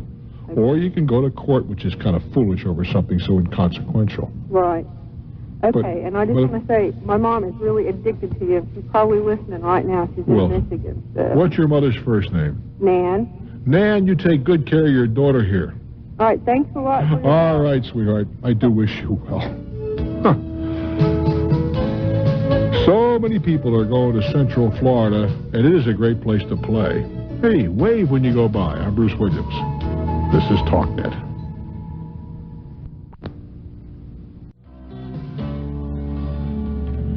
All righty, we go to West Palm Beach, Florida. Hello there. How are you, Bruce? Thanks for taking my call. Well, you're very welcome, Tiger. What can we do you out of? Well, here's my situation. I have a pretty good job. I'm a data processing professional and make pretty good money. And having said all that, I applied for another job somewhere else. And they called me in for an interview, and everything went well. And now they're going through the background check. And well, that's out. I mean, a guy like you is out. Yeah. Go ahead. And I went through a physical, and I'm waiting for the results of that. And in the meantime, I accepted a verbal offer through them, and they sent me a letter saying, thank you for accepting the offer. And the final offer is contingent upon I'm passing the physical examination, the background check, et cetera, et cetera. Yeah. Here's the deal. I'm having cold feet at this point. And I want to know if you think... Hold it. You're having cold feet about what? About accepting this job. Why? Because I think I have a pretty good job, and I don't know what... I think I underestimated my job. All right. So and I want to know what recourse they can take at this point, them having, spent all this time and all this work, because they keep calling me at work. They're saying, I want you to understand. Think about this, okay? Okay. Somewhere in around the middle 1860s, Lincoln signed something called the Emancipation Proclamation. Okay. It made slavery illegal in this country. Okay. Well, that's it. You have no contractual obligations here. Even though I told them... Told them what? Well, I told them I would accept the job, and I also sent them a letter saying I accept the job. All right. Well, then that is still that you can always quit a job. This is true. Unless you sign a contract. I don't think you signed one. Now, I think in fairness to them, you ought to contact them immediately and say, I wouldn't say I got cold tootsies, but I would say circumstances are such that I really appreciate the offer. I am, my position has been altered, and I'm not I don't have the ability to accept at this time.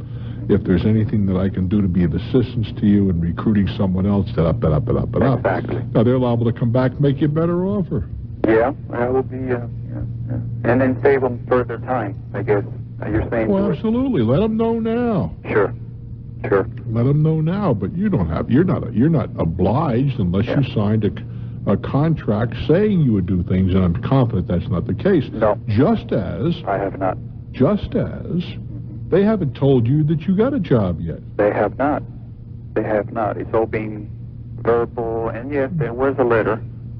Yeah, but it's subject to other things. This is true. So I wouldn't worry about it. But I would handle it graciously, and I would handle it in a business-like fashion. And not close any doors. Absolutely. Never, ever burn a bridge unless you're absolutely obliged to. Okay. Well, that makes no me feel sense. Better. I do wish you well, guys. Thank you, Bruce. Jamesville, New York. Hello there. Or is it Jamestown? Jamesville.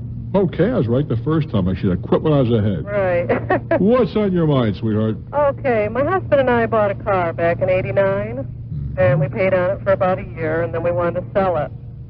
Well, we found a buyer that wanted to take over the payments, so we agreed.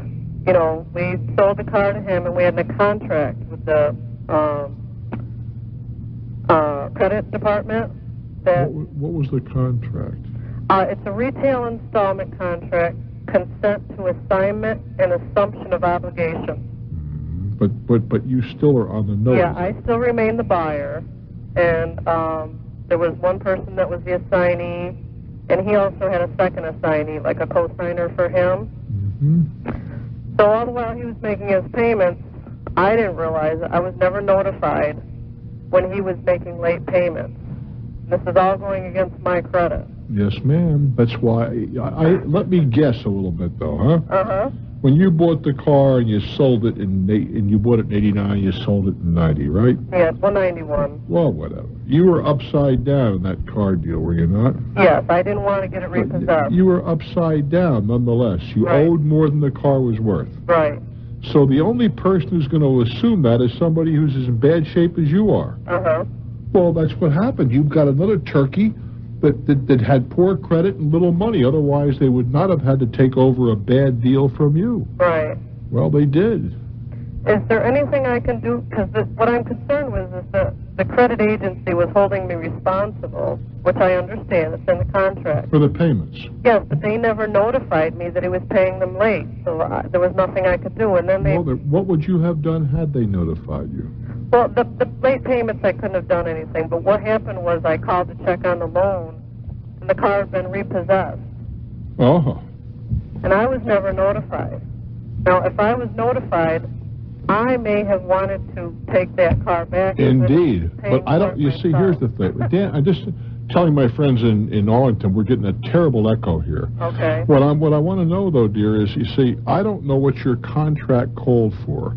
Whether it called for this notification or it did not. I don't know the contract does not say. Well, you see, that should have said something to the effect that if the note is in default or whatever within so many days, that you should be notified. But you were just trying to get off the hook.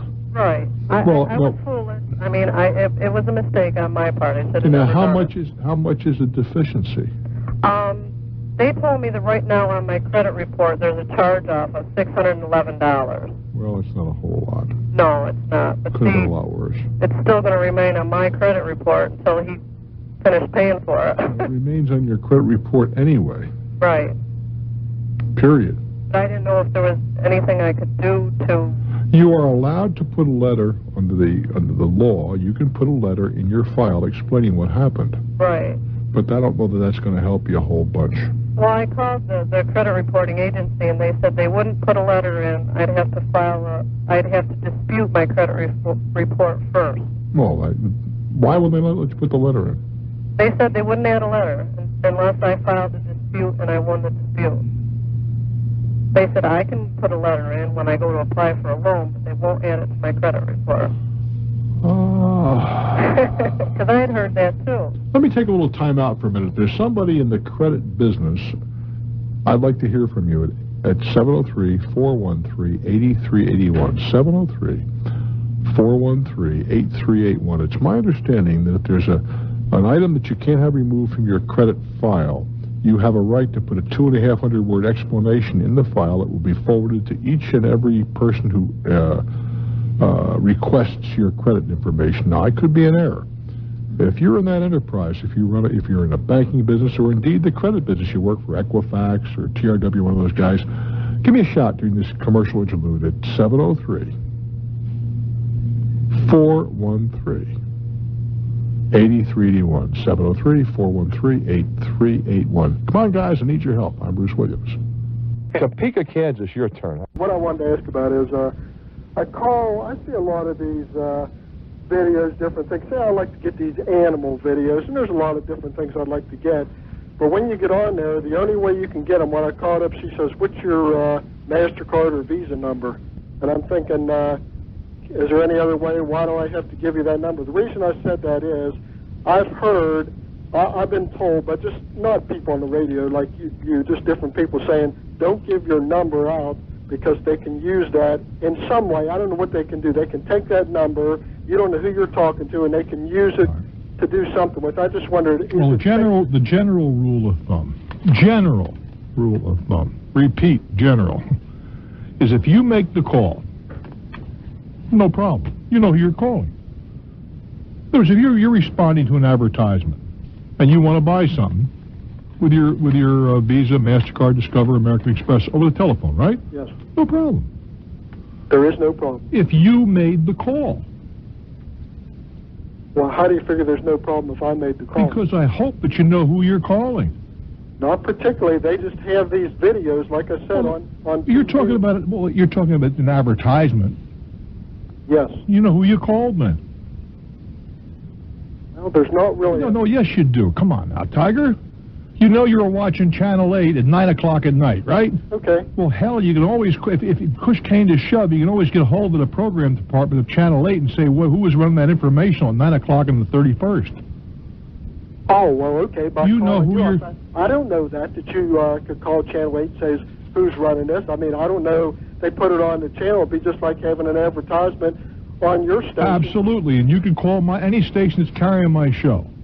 Say, who ran that advertisement? Find out if it's a reputable company. No, I didn't. No, I didn't say reputable. What difference does it make if it's reputable or not in the context of giving them your credit card number? Because I was told that they can use your number, take your number, and maybe call somebody else. And no, of course they can, but you're not responsible for that. That's your problem. It's the credit card company's problem. Look, let's face it. You have a credit card? Sure. When was the last time you used it? I don't know, a couple months ago. You don't use it very much. Not very much, no. Well, what did you use it for a couple of months ago? Probably to pay a doctor's bill. At the doctor's office?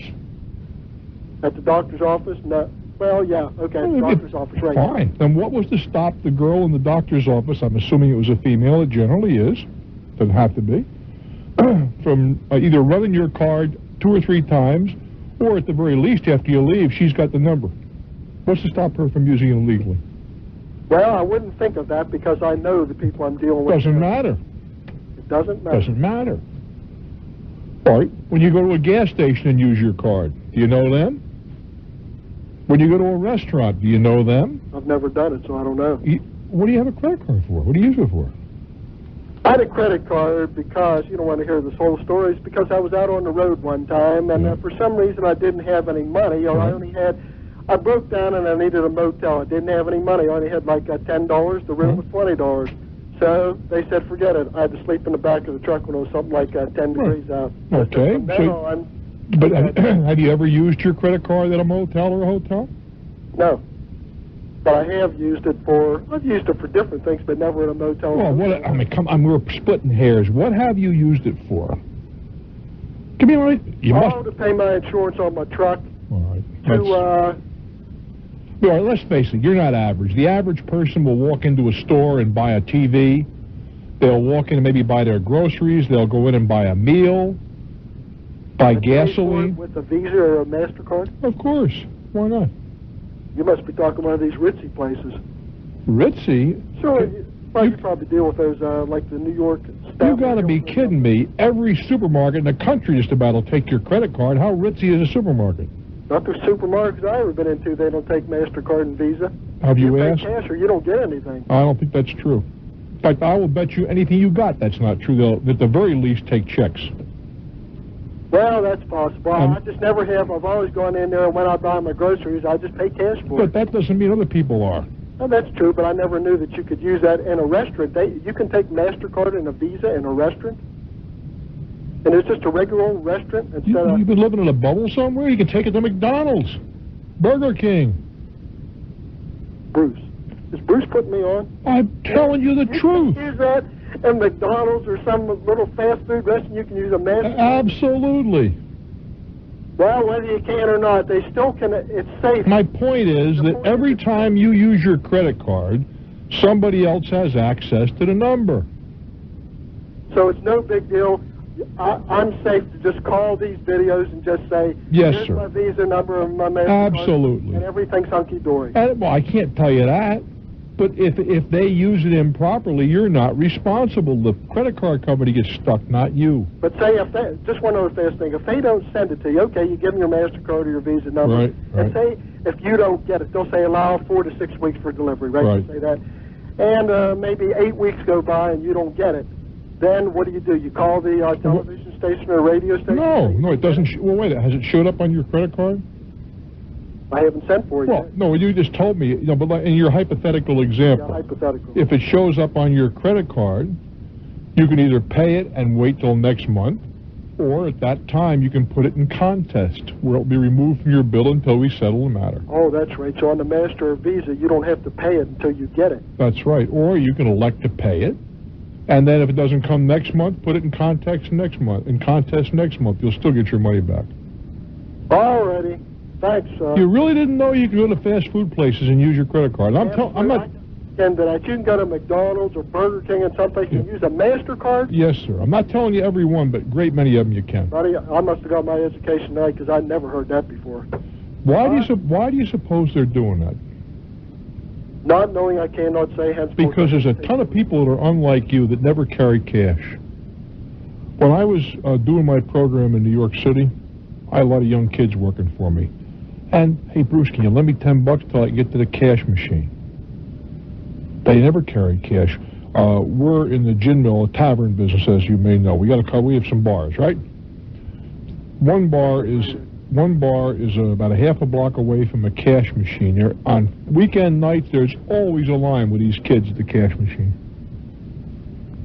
And they buy their booze, by the way, with a credit card, too. Well, that's news to me. I guess I am living in a shell, but I never heard of that before. Holy and until smokes. you told me, I got my education, so I'm glad I called about this. Okay, guy. I never knew that. I think what you do is next time, you're not looking. Next time you walk into one of these stores, right? Yeah. Look, and you'll see the Visa, MasterCard, American Express sticker right on their windows. And you'll see it on gas pumps. I mean, you must have seen the gas pumps where you can put your credit card right in the gas pump. Never, ever. I've never seen it on a gas pump. I've definitely never seen it in the grocery store, the supermarkets, ever. Never. We got to get your eyes open. Never. Maybe I never paid attention. I probably didn't, because there's a ton of self-serve gas stations. You walk up, and all you do is swipe your card through the machine, and then you pump the gas, and it spits a receipt out, and you leave. You never walk inside. Well, it's just like this. I just go in there. I know I want to get $5 or $10 worth of gas. Right. I just put the gas in it and go pay them. I don't look to see if it's MasterCard. I just don't pay any attention. What I'm trying to tell you is you don't have to go inside in a lot of places. You don't have to go inside? No, you just stick your card into the gas pump. The card? The credit card. Well, I guess I got to get into the 90s because okay. Maybe I'm thinking way back. I do wish you well, Tiger. Wow. And I always thought that I was behind a lot of the loop on a lot of this stuff because I don't use a credit card anywhere near as much as a lot of my friends do. But nonetheless, never sold at a gas pump? I'm Bruce Williams. Alexandria, VA, it's your turn in my world. Yes, Mr. Williams. Did you know they took credit cards at fast food restaurants? That was one of the most interesting phone calls you've ever got. Boy. Happy 40th birthday. Thank you. Yes, wise guy. Yeah. On one ear. Yes. Mr. Williams, I have a question for you on your HR 1963 bill. Yes. Well, let's explain what that is. Okay. It's a bill that I have proposed and Congressman John McCormick has put into the hopper, and hearings are being held upon. John McHugh, excuse me. That if you put a check in the mail on the day it's due, then the creditor must accept it as paid on time. And I am perfectly agreeable to making a couple of amendments to that in terms of having a barcode in the envelope and so forth, but that's the bill. Go ahead. Yes, I have a whole bunch of credit cards, and I do make frequent overseas trips. Mm-hmm. And sometimes I'm there, I just put in my check, in the envelope. Some of the envelopes says, no postage necessary if mailed in the United States. Mm-hmm. So I just put that inside another envelope and just send it through. Right. And sometimes, depending on where I am, it takes about a week to 10 days for it to reach the companies. Yes. Now, how does your bill affect international? It does not. It doesn't address that. It does not. No, that's something that you have to make certain on your own. And if it were me, if I were in a foreign country and I had a bill, I'd do one of two things. I'd have somebody else in this country paying the bills for me, which is not a hard thing to do. In other words, have the bill. How often do you travel? 3-4 times a year. All right. You married, single, what? Married, 2 kids, the whole have the bills go to your wife, unless there's something there you don't want her to see. We usually travel together. Oh, in that case, do you have a friend, a relative, secretary, somebody? Well, I always mail them in early. Okay, well, no, the alternative is if it's only that few times a year, right, pay it in advance. True. But you have some idea what you owe Visa, send them a check. If it's too much, they'll put a credit on your account. Yes, I just didn't Another know alternative would be to use Federal Express or DHL or some other international carrier. Mm-hmm. I just didn't know if your bill affected it. Did not address because it's only the U.S. Post Office. Okay. So I guess from APOs would be also apply from APOs because they are run by the United States government, but certainly would not apply by somebody put into the British or Italian mail system. What are the chances it will be approved? That depends upon people like yourself. Let your congressman know it's important to you. If enough people let their congressman know that they're aware of this, you can realize that the big money interests are spending hundreds and hundreds of thousands of dollars, and we can prove that, to try to beat this. Where does it stand right now?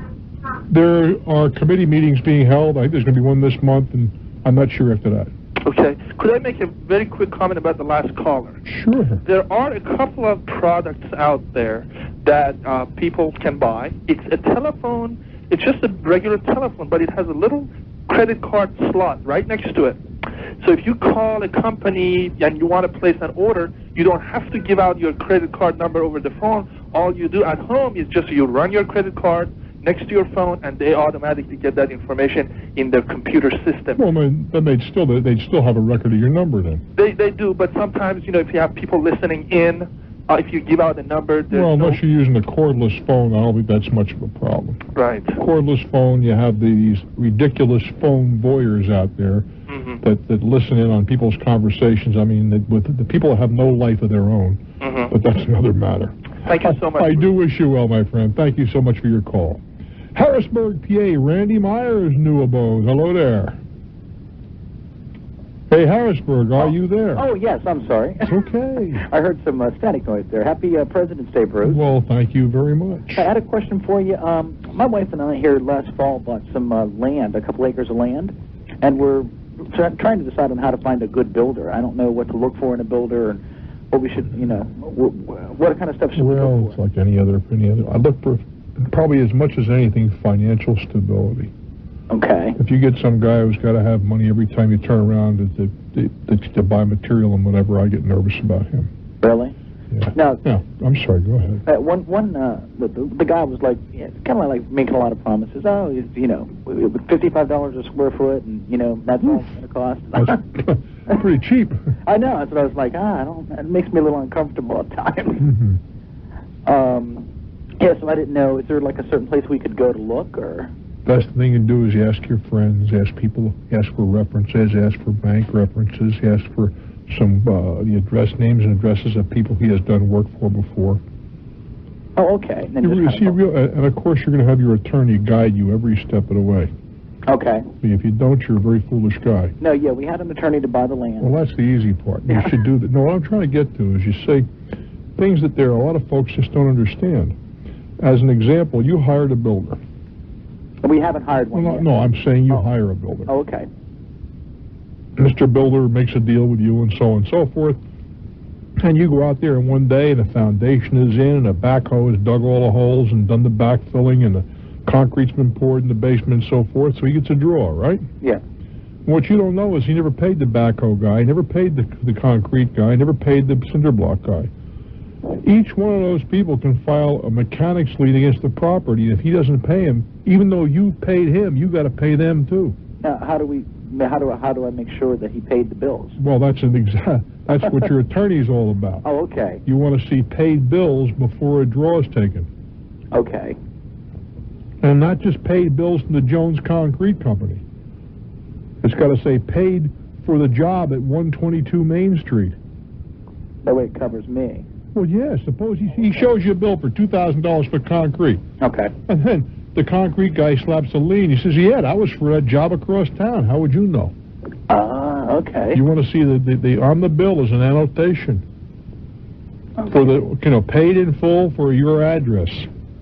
See, how much you paying for this to have this house built? The price he quoted was $125. What'd you pay for the property? $32,500 for 2 acres. If you have a real solid builder, I prefer, now a lot of people don't like this and it may cost a little more money. Okay. I'd rather have the builder buy your property from you.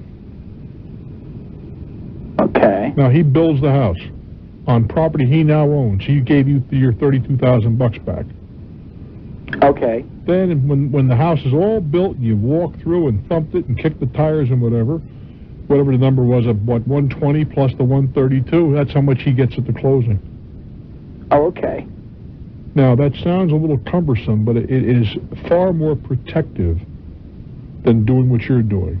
trying to do it that way. But even if I had the attorney, would that protect me more so? Well, more than without one, but you still are vulnerable.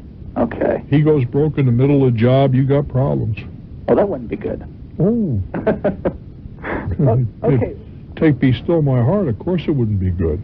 But there are a number of things. The mechanic's lien is something you have to be very careful of. You want to be certain that the guy has a track record of using decent subcontractors, because you know he's not going to do everything himself. Mm-hmm. Probably won't do the majority of things himself, which is perfectly legitimate.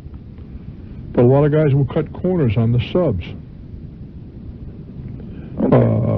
You might want to make some kind of an arrangement where from time to time at your expense, the same kind of a company that does inspections for prospective home buyers on existing homes would run through the house just to check. I mean, you can say, well, a building inspector from the town and so forth, which all may be true, but I'd be a little more comfortable to pay a guy $100 for 2 hours of his time every so long, every so often in the job, to be certain that the stuff is on the appropriate centers, that they're not using second or third grade wood on the hidden members, which you're never going to see again. But nonetheless, if you're paying for top grade stuff, I'd want top grade stuff in there to be certain that they're actually putting in half-inch sheet or drywall rather than 3/8. I do wish you well, my friend. I'm Bruce Williams. Vancouver, Washington. Hello. Hi, how you doing, Bruce? Good, thank you. Great, first-time caller. Perfect segue, kind of with that last question on your last caller. I just started in the insurance industry, and I haven't had a chance to actually read your book, but I look forward to doing so. Which book? Did you just print a book?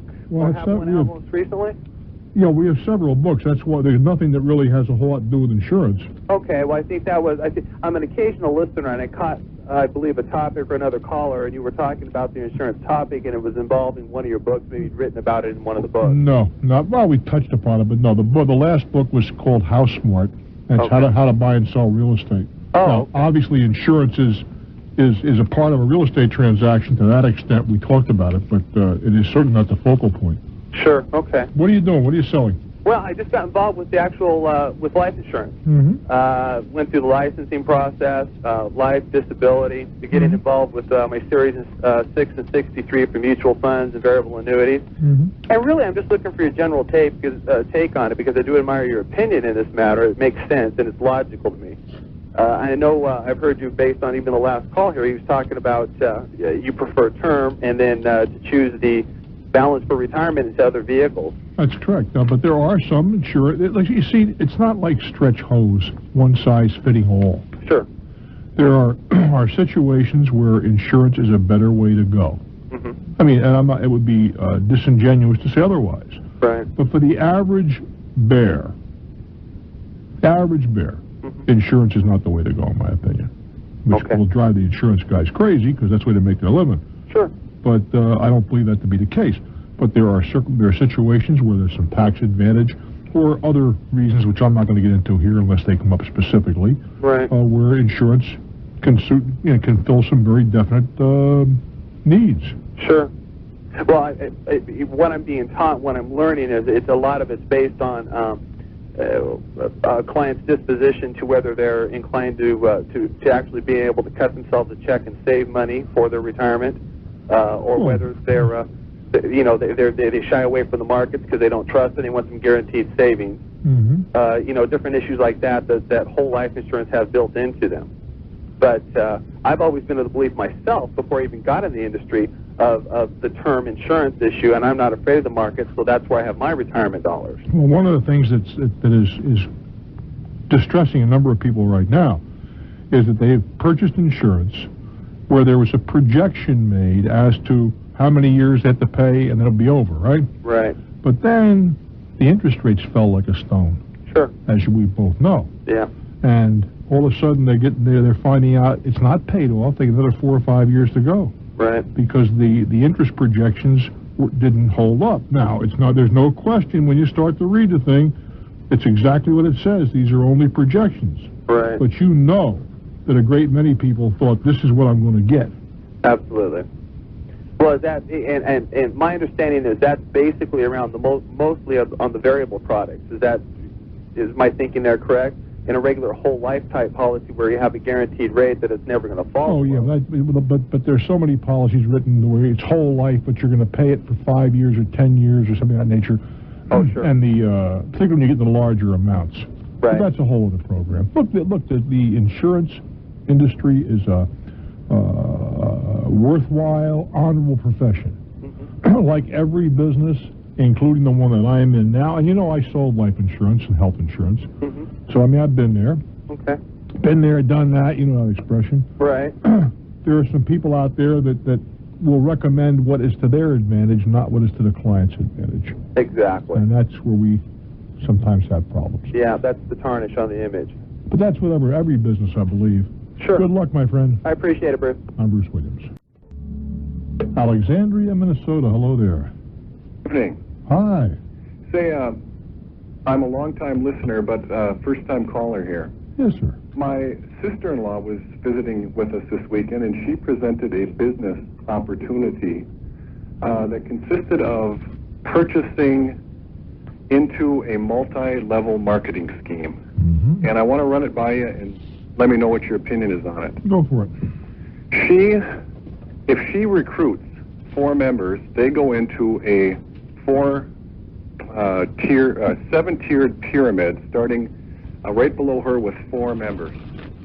And then those 4 try to contact 4 more, and so on and so on. Well, that's so far pretty typical for multi-level marketing. Okay. Well, the product that, this is how it's set up. You purchase $1,035 initially. Of what? They send you $1,300 retail value of their materials, which are basically health-related items. Take a deep breath. You got to pay $1,000 for $1,300 worth of retail? Yes. Well, that's only a $300 profit if you sell $1,000 worth of stuff. But here's the catch. There's no selling. Of course there's selling. Well, here's how it was explained to me. After that, then you put in $135 per month to buy additional product. Yeah. But here's the catch. If you can recruit 4 other members to get in the tier below you, you get a $300 commission. So that pays off your initial, $100 or $1,035. Yeah, in other words, you can get 4 more chumps to put in the money to invest $4,000.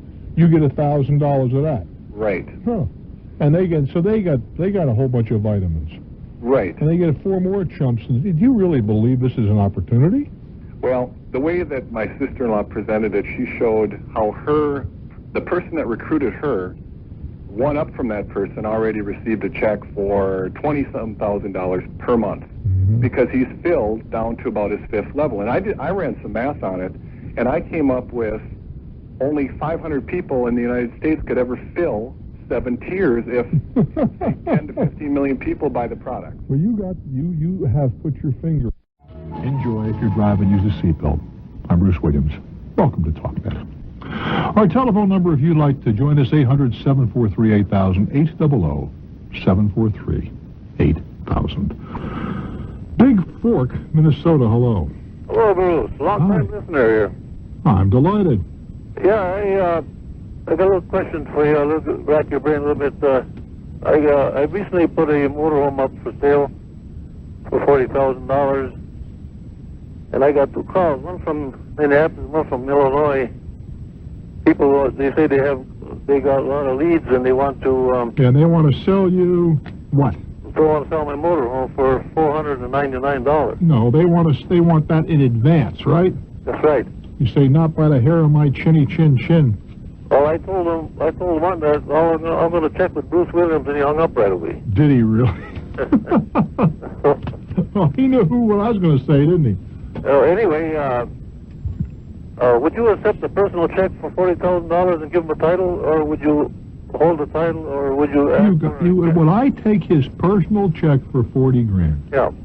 Now, you're really not asking me that. I know you're really not asking me that. Well, sure, I'd take his check for $40,000, but it would have to clear before anything happened. You wouldn't give him the title before it cleared? Hell no. $40,000? I don't know this good. You're both from anywhere, right? Would you accept the cashier's check? After I called the lender, the bank who issued it, to check on its validity. Okay, that's good advice. I didn't think of that. I mean, fine, I'd take the check, but then I'd call the bank that issued it and say, I've got cashier's check number 42675 for the amount of thus and such. I'd like you to verify that this is a valid instrument. Oh, okay. Thanks. Now, if by any chance, they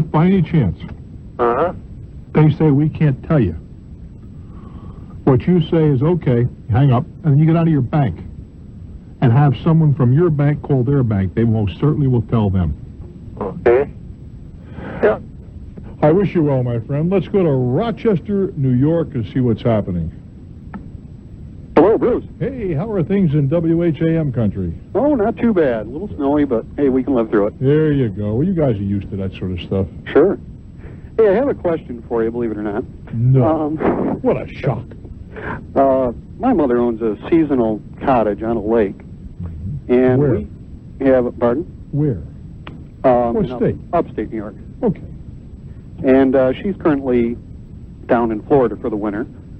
And we've had a neighbor that has gone to the zoning board looking for a variance to put an addition on his cottage up to the property line.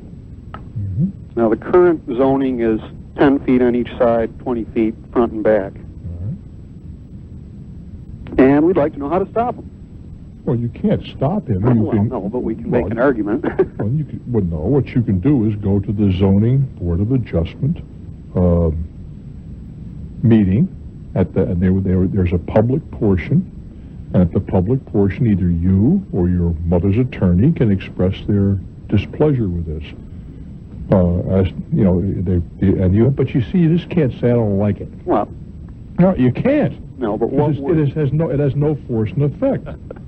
Well, I mean, you're laughing, but I mean, I've been down this road. I've been on the board of adjustment, and I've gone before boards of adjustment. And really, if you don't know much about this, you are better off to have an attorney who does represent you. Because you see, if you decide, if they pass it, and you want to go to an appeal, right? Mm-hmm. You can't get any new information in. Okay. You got to get it in the first time. And the likelihood is, as a layperson, and this is not meant to be critical, it's just meant to be an observation, you don't know what to get in. Sure. Now, the things that you would, among others, that this will depreciate the value of your house. Let me ask you this. Let's go back. Do you know the area pretty well? Yes. Are there any other homes in the area that build up to the lot line?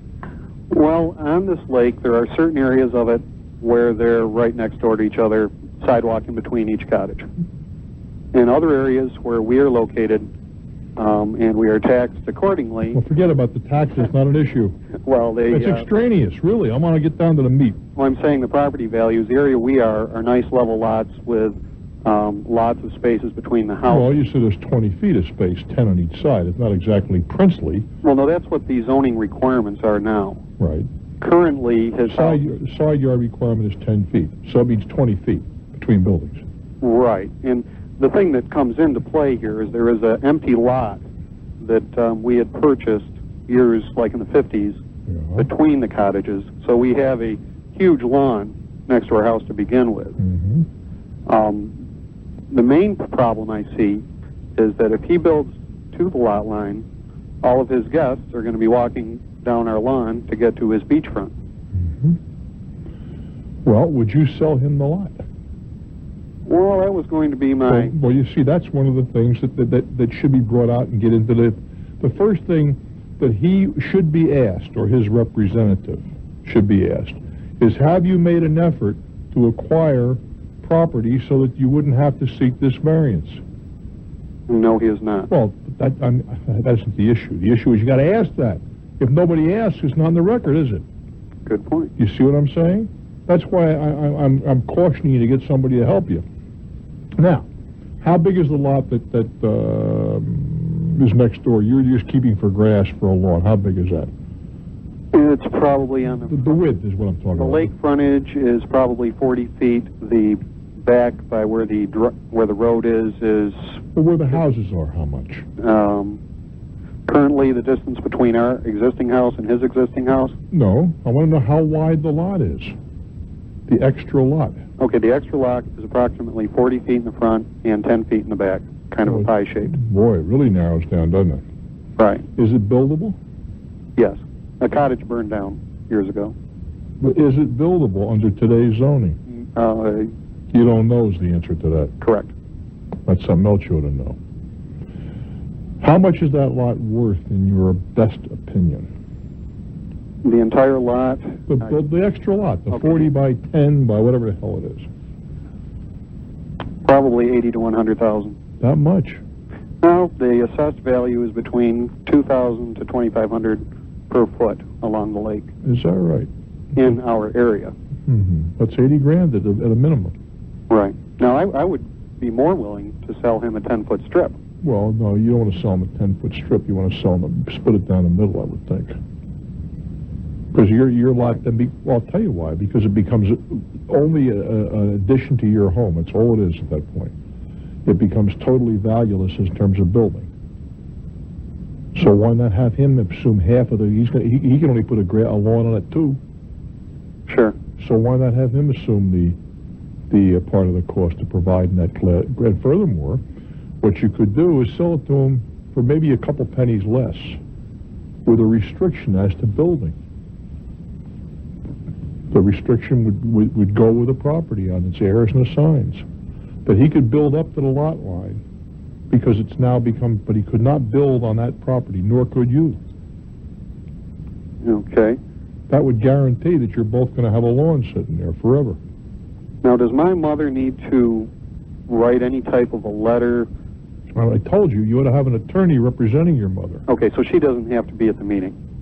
Well, I don't think that your mother's going to make any major contribution, to be candid with you. Okay, well, just being the property owner. Doesn't matter. Okay. There should be somebody representing the property owner, and that's an attorney who knows what to say. And she's going to give for example, you indicated that you acquired this, or your mom did, 1 million years ago. We've been here for how many years? 40 years or something like that, right? Correct. All right. How long has the guy next door been there? 10 to 15. All right, well, he's been there. He's not exactly a new kid on the block either. Tell you what, we're getting a little behind you. Let's talk about this, because if you screw this one up, I'm serious. You're right.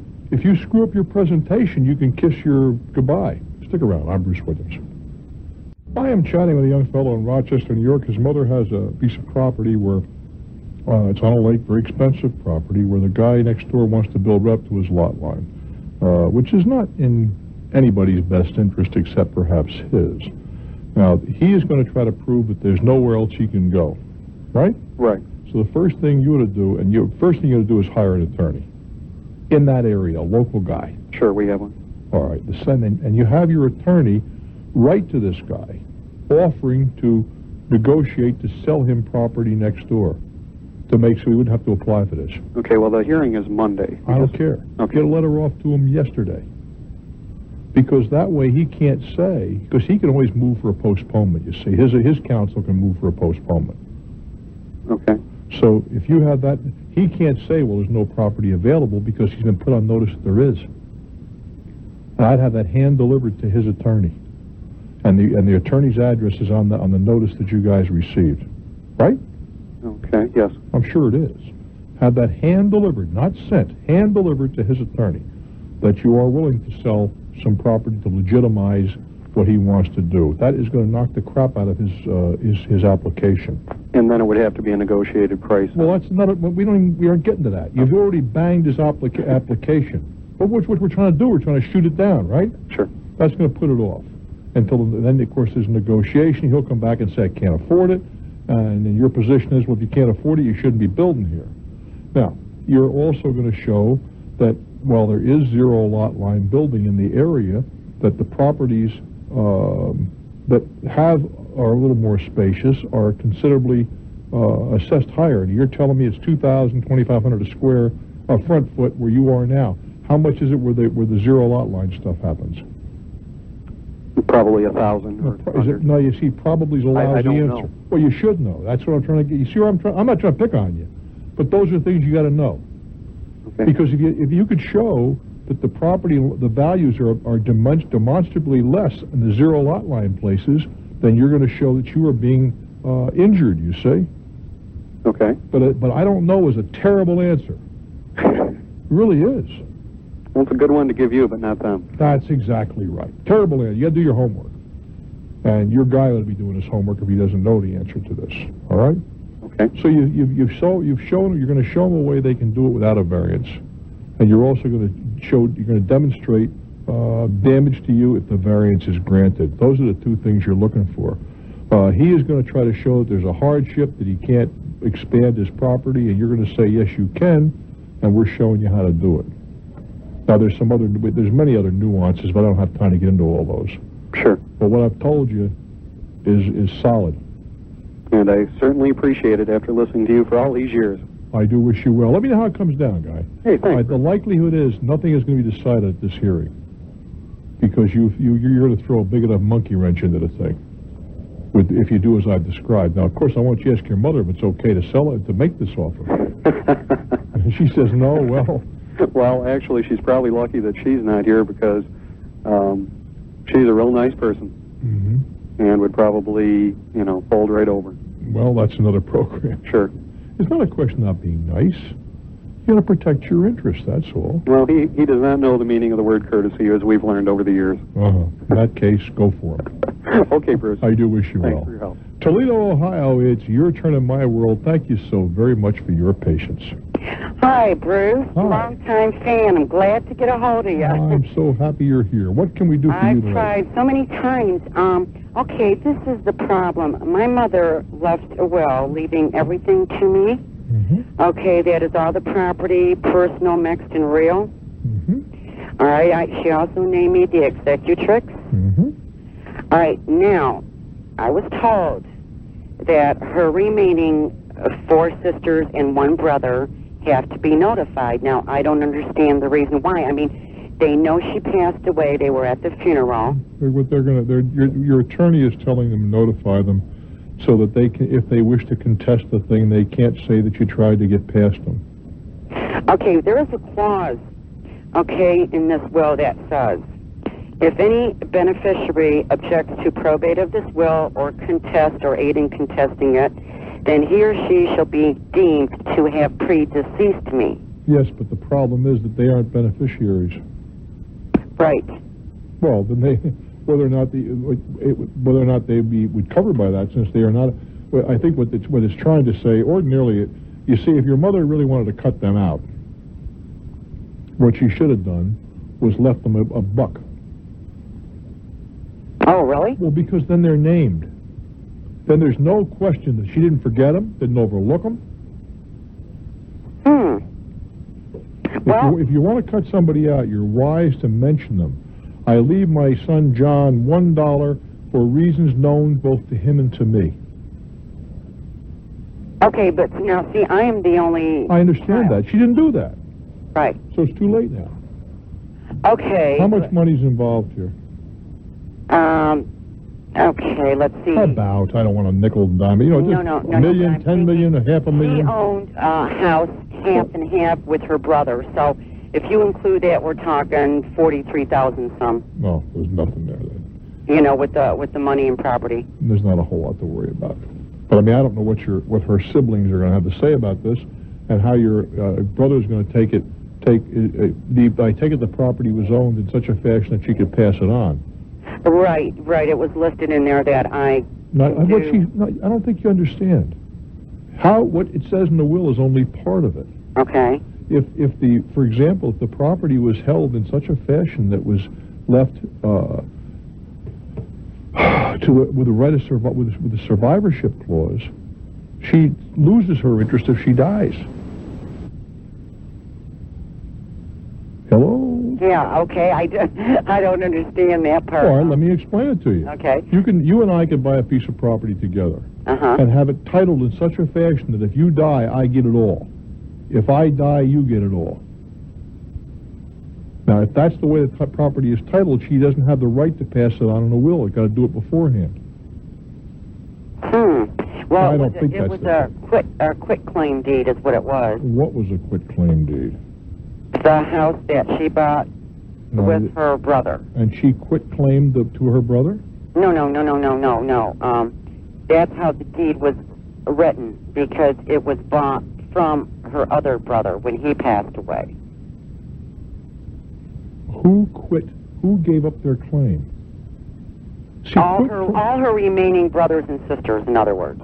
Well, they signed off, you're telling me. Right. So that's what a quit claim means. Somebody gave up something they already had.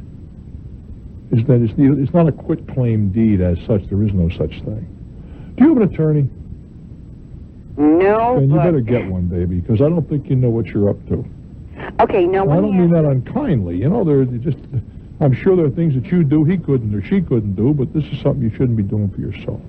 Okay, I intend to, but now the only question I have is, all right, when her other brothers died and her other sister, okay, she never was notified. Now, why wouldn't my mother have been notified? I don't know that. See, this is what the question is in my mind. Well, the question is, my dear, that you ought to be, see, you have to do what you have a responsibility to the court because you're the executrix. Right. You must do what the surrogate court demands of you.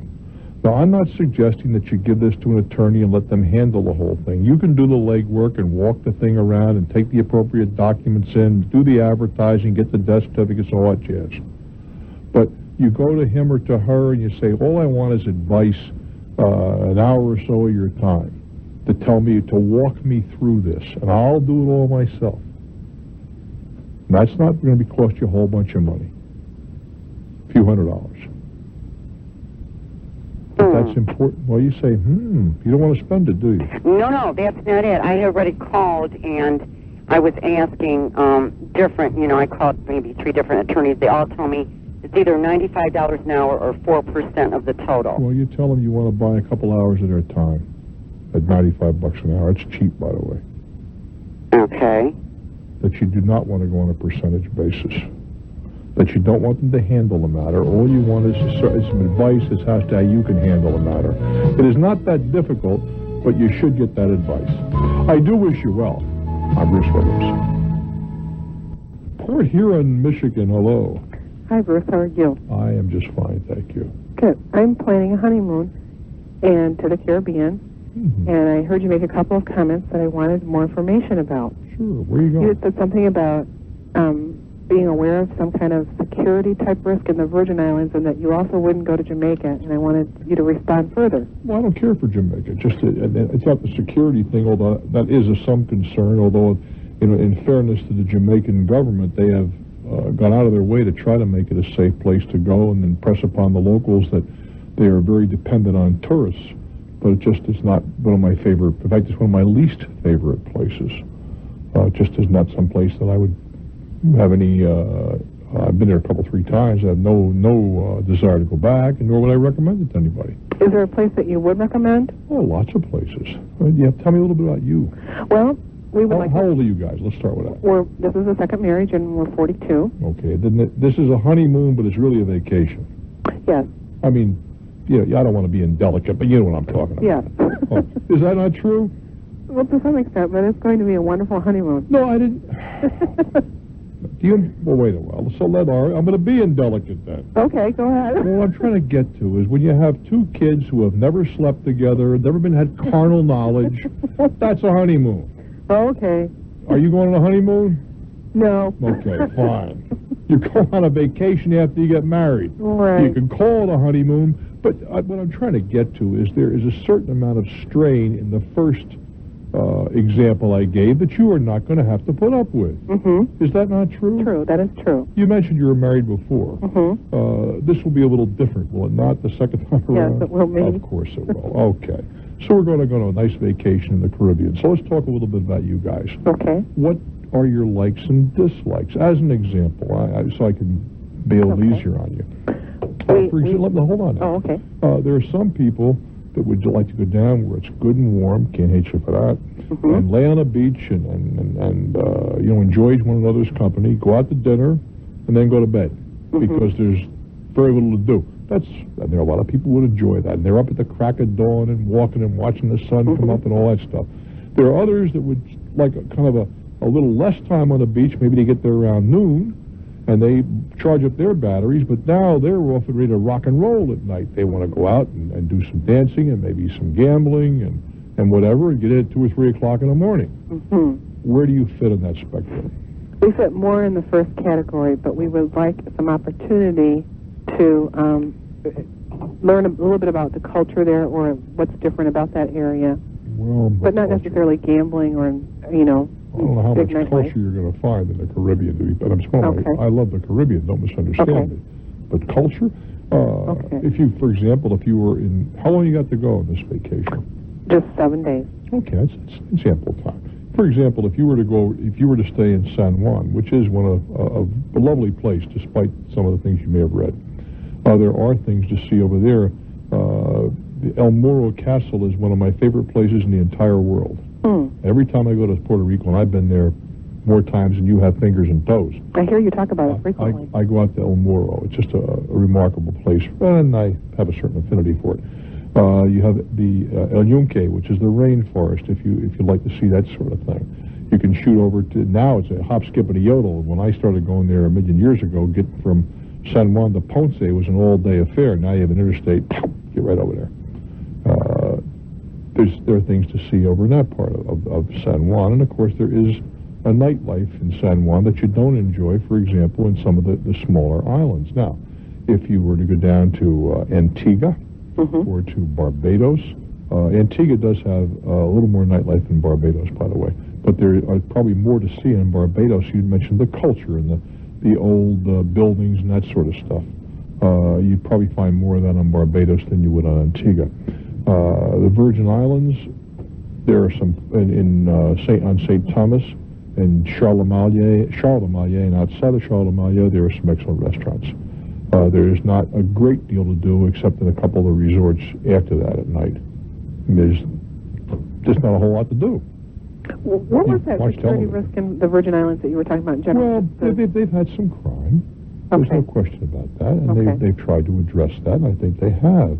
But there is street crime, and there are places that I would not wander around at night that I used to go to wander around at night when I spent more But no time different there. than traveling almost anywhere, really, that you have to be kind of careful. No, except it is the problem in the Virgins, and we have a station in St. Thomas. They're going to love me, but the problem is that there's been random crime, the senseless random crime. And that is much more troublesome than the guy that's going to snatch your chain or hold you up, because you can kind of figure where he or she's going to be. The random stuff's not a problem. That would not keep me away from St. Thomas. I've been there many times. I would be careful. But that doesn't exist in Jamaica? It's, I think, even more so in Jamaica. I'm pretty comfortable in big cities. I'm not comfortable wandering around in the cities in Jamaica. Just for a lot of reasons. The travel agents are really recommending these all-inclusive trips for couples. That's like the Club Med type things.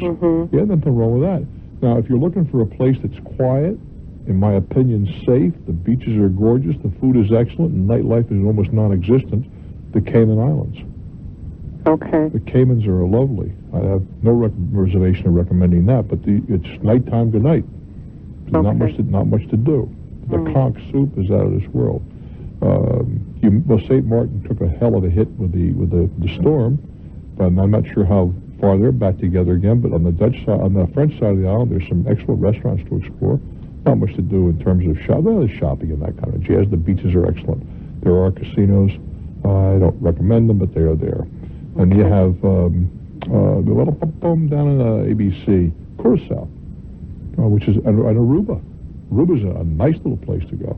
Nice hotels. They're kind of pedestrian hotels, but they're nice. The beaches are decent. Food is decent. People are nice. I know you're a flyer. I want to slip one more question in here. Are charter flight pilots as safe and good? They're just safe as anybody else. Same. In my opinion, yes. All right. The only thing is the flights are not as regular and they're not as reliable. They do get canceled from time to time. Happens. Just something to be considered. Have a great vacation, honeymoon. Call it what you will. I'm delighted you're here. Thank you. Bye. I'm Bruce Williams.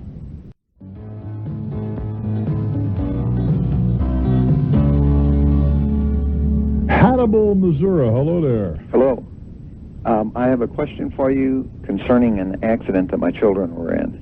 How old are your children? I have 3 children. My son is 21. He was driving. I have a daughter that was 15. She was in the back seat, and another son, 13, in the front seat. 2 minors and a major. Okay. Right. And a lady pulled out in front of them on the highway. She was at fault. How do we know that? Well, that was determined. The police report is not material. Okay, well, the insurance company has already accepted the blame. Okay, okay, that's different. But you understand what I'm getting to. People say, well, the guy said the policeman said I was wrong. You were wrong. Doesn't mean a thing. Well, the police report did show it was at her fault, and they have already compensated me for the automobile. Okay, fine. It's a good start. Okay, and admitted. Now, the problem is I don't know whether I should contact an attorney in this case because my daughter did receive quite a bit of facial trauma. Which daughter was this? How old? 15. Okay. Okay, she had 4 teeth completely avulsed, knocked out. Wow. And she wearing a seatbelt? She was not. The other 2 were. That's going to weaken your case like crazy. She was in the back seat. Do you have a seatbelt law in your state? Yes, I imagine there is. I'm not real sure. I just want you to understand that's going to weaken your situation because she didn't take the. Well, you know the drill there. Go ahead. Right. The other guys weren't as injured as well, as much were they because they had seatbelts on. They were in the front seat. No, they weren't. Well, I respect to that. They'd get more than the guy in the back seat ordinarily. Right. It's just another testimony for seatbelts. That's all. I don't mean I'm not picking on your daughter. I don't say, but maybe somebody else will be listening and say, "Damn." Right. I agree. Because you know I'm a big devotee of seatbelts. Go ahead. So she had lost 4 teeth, and what else? And the bone around the teeth was also lost. So they're going to have to take bone from the hip and put it up into the upper jaw, and then put implants in. Well, that's not much fun. Implants are expensive too. Yes, very expensive. I have them. Oh, is that right? Yes, sir. I know exactly what she's going to go through. It's not a pleasant. It's a great. When you get them done, they're great. True. Yep. Exactly. But getting them done is about a year of a lot of discomfort. This is probably going to be 2 years because the bone graft will have to take before the implants can be placed. Now, the approximate cost for this is in an estimate with the surgeries and everything else is probably going to be around $38,000. At least. Okay. Upper or lower? It's upper.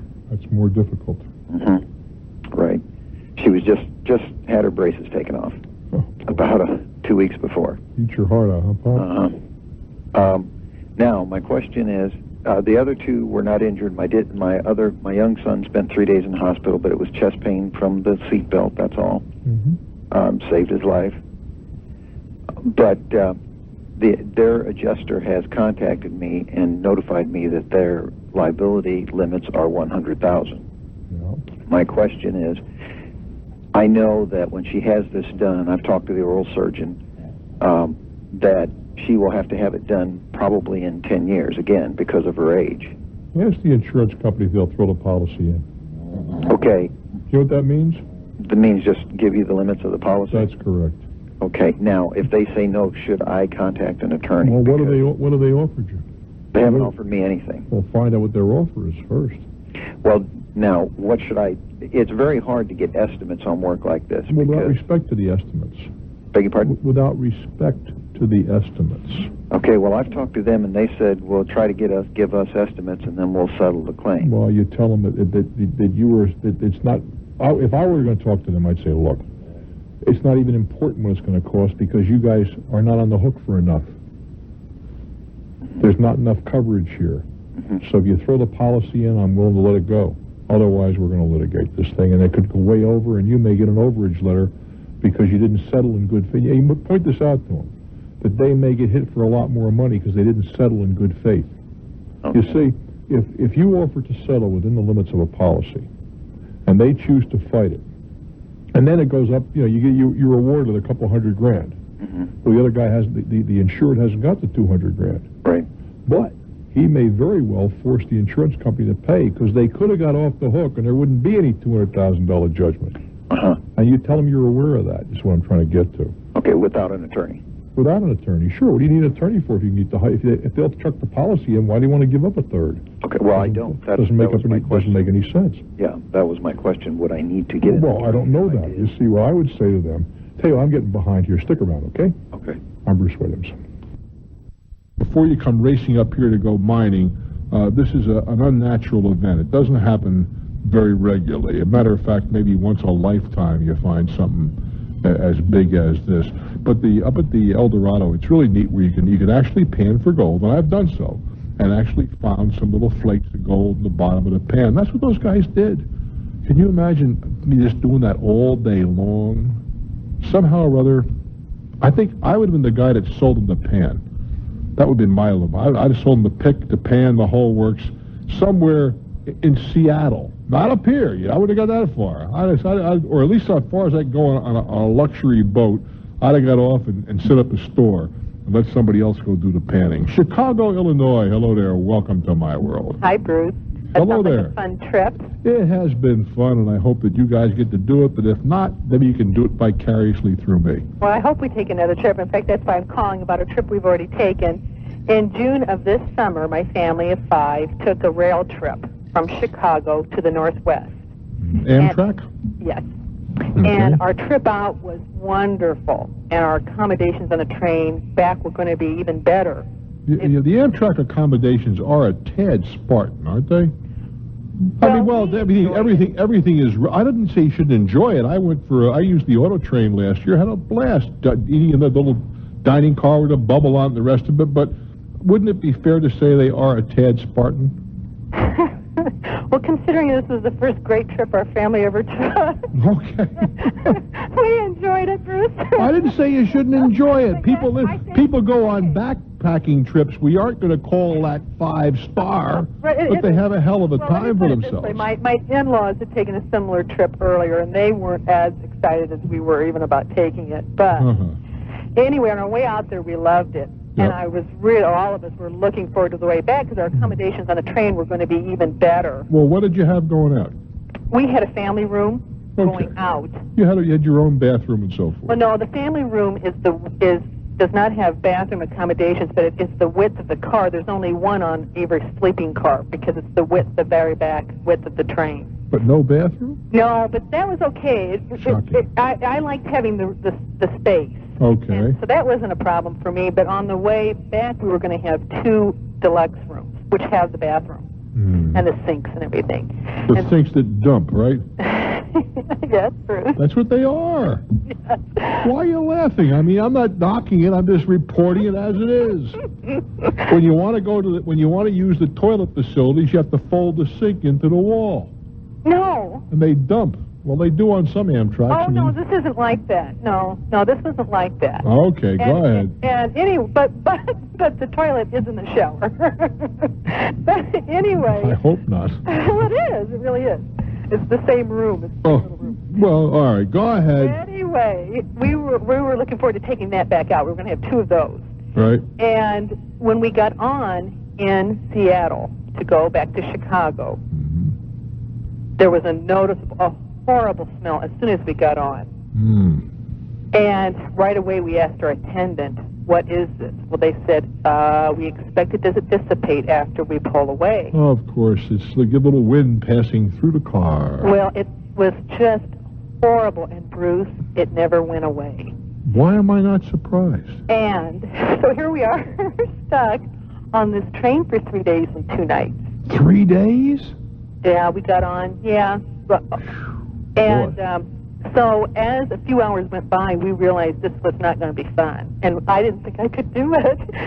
And so we went to all the people on the train, and after a while we were angry because we wanted something done. Was the whole train in this condition or just your car? It was the way I figured it, 6 sleeping rooms in this particular car of the train.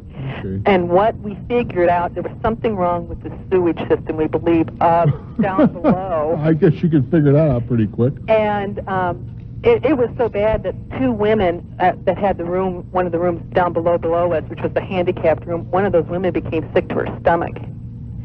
But they found another place for them. But there were these trains are packed now because they've made cutbacks, so there were no other places to put us. No room at the inn. That's right. I'll tell you what. I don't want to cut you short, but Danny will be beating my brains out, so I want you to take a deep breath, collect your thoughts, and we'll get back together. Okay. I'm Bruce Williams. Stick around for more of the saga from Seattle to Chicago on Talknet. Thanks for spending your night with us. I am chatting with a lady who had a saga from Seattle. She lives in Chicago, took a train ride, brought down its essentials. The bathroom stunk. and every other room in that car. Yeah, I was telling someone off microphone here. I was on an airplane in the first class section here a few days ago. Same thing. I mean, you could barely just sit there, but of course only for a matter of 2.5, 3 hours. Well, I had a really good attitude at first. I thought, this will be okay. And I believed the guy, of course. And they tried to cover it. They said, I'll bring up some spray, room deodorizer. I said, that's not going to cut it. And how about a clothespin, huh?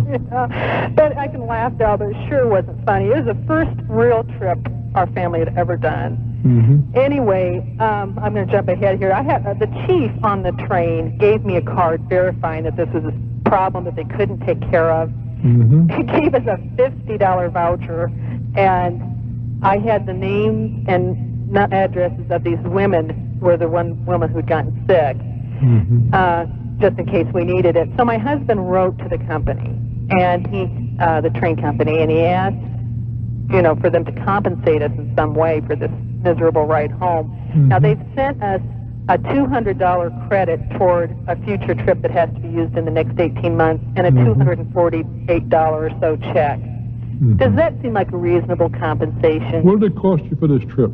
$1,500. Each way? Yeah, now we got a good deal. Now, this is where the complication is, Bruce, my husband wanted to know about. We got a good deal on the tickets because when I say that the family of 5 traveled, actually there was another person who was a non-family member, a foreign exchange student who traveled with my daughter, all right? And this girl was going to pay her own way, but then we just put her in under our reservation toward the right before we left on our trip. Mm-hmm. And she had different kinds of accommodations, okay? But they messed up when they made the reservation for us, and her ticket was real cheap, what they were going to charge us for her. And I told them over and over, you've made a mistake. Her ticket should be a lot more than this. Well, without respect to that, how much money changed hands for the... About $1,500. Each way or round trip? Round trip. So it's only $7,500 one way? Well, I guess, yes. Well, yeah, if $1,500 is round trip, $750 works. Yes. Okay, and from the $750, you got back $2,500, $280 something in cash. Right. And in addition to that, I don't think they treated you badly. Look, unfortunately, I appreciate your frustration. I was on a cruise ship the other day, and a lady got very indignant, and I can understand that. When I said because we had some problems, we're getting off the ship, and this lady said something to the effect, well, you have a great financial interest in this, which is absolutely true. I do have a financial interest. But what I was saying to the other lady that I was chatting with is that, unfortunately, and I can make no excuses for certain things that do happen, but when you travel as I do, as often as I do, I start out with a premise, what can go wrong will. And I'm not often disappointed. Well, as I mentioned the other day, I was coming, doesn't matter what airline, cross country, and I was on a 727. So I was sitting in seat 1B, where I always try to sit on a 7 deuce, and right across a little bit at a 45-degree angle is the lavatory. And I'm going to tell you, it stunk. I had nowhere to go. Yeah. We couldn't use the room. Yeah, okay. But what I want to ask, a second question then is, what could we have done at the time? We Not felt much. so, like we wanted off this place. Well, they could have got in the off. middle of nowhere. No, they must have stopped someplace in 2.5 days. Well, they actually, one town in Montana they stopped at for 15 minutes. I hopped off that train and ran to a phone to call the train company. Well, they have phones on the train. It was very difficult dealing with the train people. But they have regular telephones, coin phones in the train. I didn't see any. The whole time I was on that train either way. Oh, I sure don't they know where got there would have been such a thing. They have them usually in the club car. No, I didn't. I'm surprised. Most of the Amtrak trains today have telephones on them. All they are is a cellular phone. In fact, Bruce, the chief told us that he couldn't. We at one point wanted to know if this was even healthy to stay in and breathe this stuff because nobody knew at first what it was. Well, breathing ain't going to hurt you. Well, it was just due to a story that somebody repeated on the train about a similar incident. But anyway, when we asked about that and some other things to the chief and to the conductor, they acted like, they had no way of talking to anybody or even helping us make accommodations to get off and back on at another time. Well, the point is that's not true, but they're not going to do that. They certainly are. If they don't have a radio on that train to keep in touch with their switching terminals and so forth, they're in some kind of a violation. Well, I know I'm they sure. do because But they're lying to you. No, I had figured that much out just due to some problems the train had, having to have delays here or there, that Look, they were in touch with somebody. I can appreciate your frustration. I'd be mad as hell, or I might have got off the train and flown home or something. Well, but the thing is, we did not go through any major city after we left Spokane until we got into more of the Midwest, like Minneapolis. But, we were out in tiny little towns through the Montana, North Dakota. This may come as a shock to you, but even those tiny little towns have commuter flights into bigger towns. Yeah. But I'm not sure. But they would have been costly. I'm not certain. Well, and the chief said, well, I can't guarantee, even if you can work something, that you would ever be compensated. Oh, I'm sure that's true. So that was another reason we didn't know if we could afford to get off the train. Well, that's a whole different look. Look at it this way. I'm going to turn you loose. Okay. You got at least 4 or 5 years of great cocktail conversation. Yeah, that's what we figured. You just keep telling the story. The story will get better and better. By the time 2 years from now, that stench was so bad the paint was peeling off the walls. And then I can tell them the other part of the story will be that I talked to you. There you go. I do wish you well, sweetheart. Bye-bye. I'm Bruce Williams. Hang in for more. This is Talknet.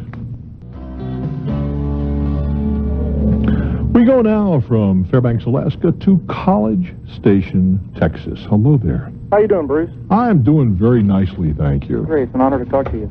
Well, thank you, Guy. Here's my situation. I'm 31, single, and I have a research position at a university here in town. Mm-hmm. It's funded with soft money. By that I mean research grants that are written by other people, and I'm funded. My salary comes through that money. I have a so-so salary, really good benefits. A so-so salary. What does that mean? $2,000 a month. Okay, go ahead. And I have really good benefits, like I said, and it's a good job. However, it's going to run out at some point in time. All jobs do. Yes. Well, yes. So to supplement my income, I've established my own environmental laboratory, and been doing that for about 3 years. What does one do in an environmental laboratory?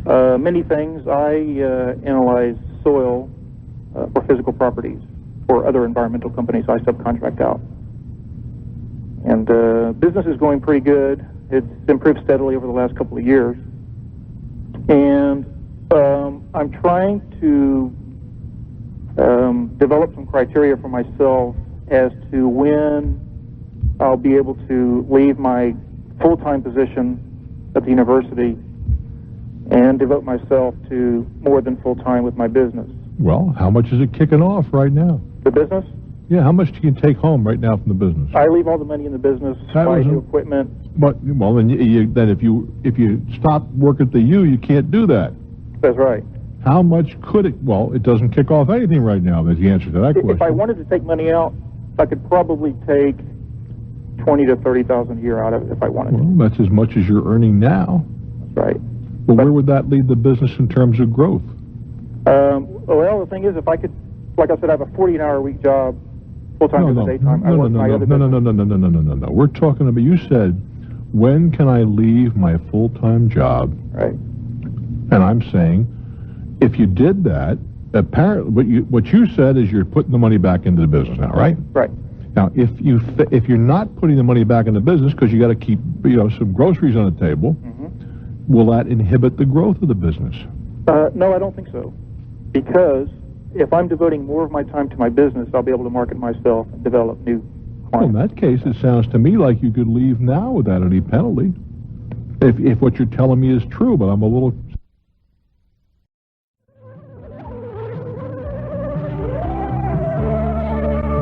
Well, hello there, how you doing? Hey, I'm delighted you popped by. I'm Bruce Williams. Welcome, my friends. Welcome to my world as we talk to you, with you, and about you. It's your life, all the things that make you so special that we're going to get into. Fair enough?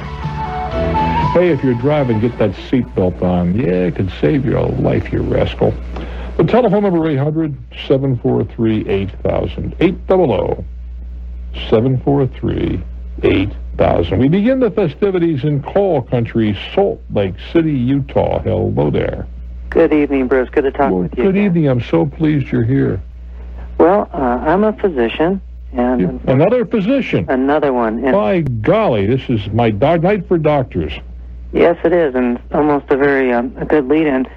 I am pending my first malpractice suit, and I do have malpractice coverage. What is the nature of the what is your specialty, or do you have one? Internal medicine. And what is the nature of the claim? Well, it's a multitude of frivolous claims that I'm not, I guess, too worried about. But I guess the question is I do have a PC, and I too was concerned about personal assets. And my financial advisor mentioned to me that an attorney could set up a trust of personal assets, home, accounts, etc. And I wanted your opinion on that. Well, I don't know the answer to that. First of all, you have to understand it varies dramatically what you can do from state to state. For example, if you were to, maybe I shouldn't even say that. Well, what the hell? Suppose you were considering bankruptcy, right? Okay. In the state of Florida, you could take all of your money and buy a house for $10 million, and then go bankrupt, and you'd keep the $10 million house.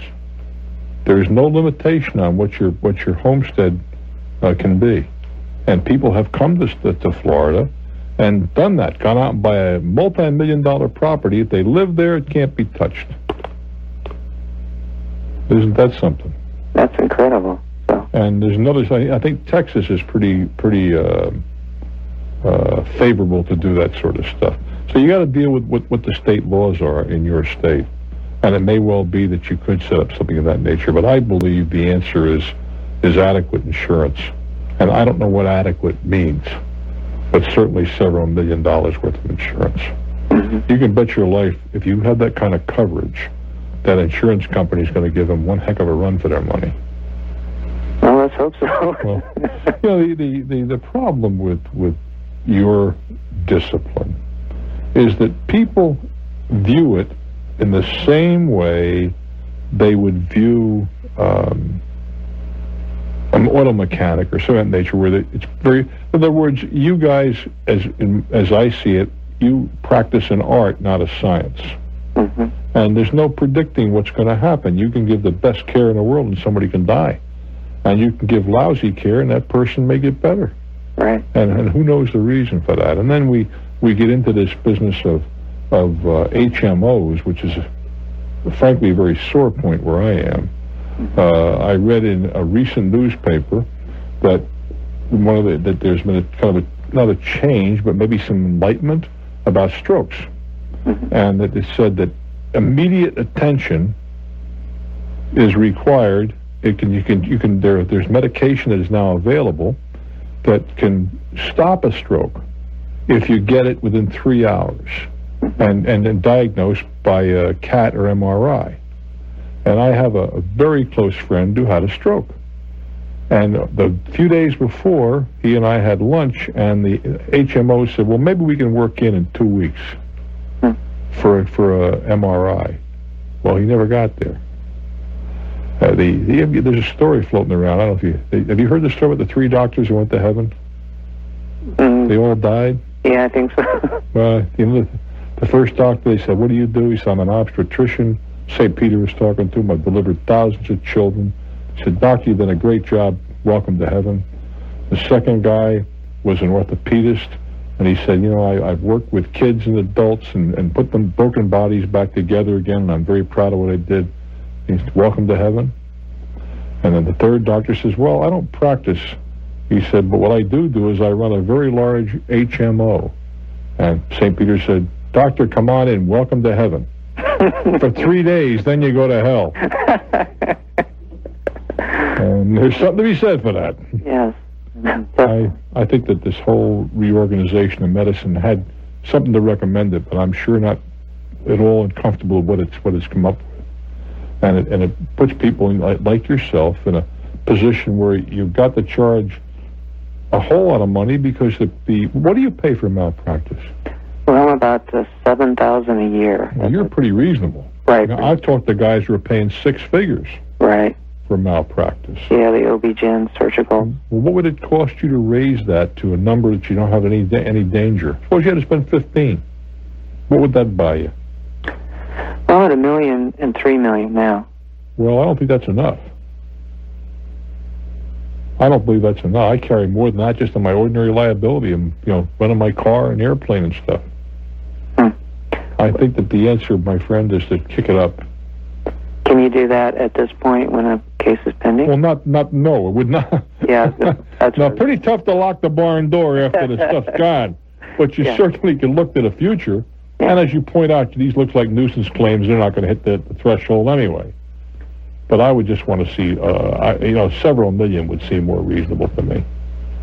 I see the average cost of defending a frivolous suit is $20,000. But and there's going to have to be some remedies there, too. Mm-hmm. Remedies where if you start a lawsuit and you lose, that you're going to have to do, it's going to be costly. But that's another program. Right. I do appreciate your call. Thank you, Bruce. We'll do it again. I'm Bruce Williams. Hey, it's time for Houston, Texas. Hello there. Hi, Bruce. How you doing? I am well, thank you. I just have a quick question for you. I recently quit a job that I was working. I was working for a social service agency. What did you do? You social worker? Pardon? You social worker? No, I was a youth advocate tracker. A who? I did youth advocacy for children that were in state's custody. What was the last word? Tracker?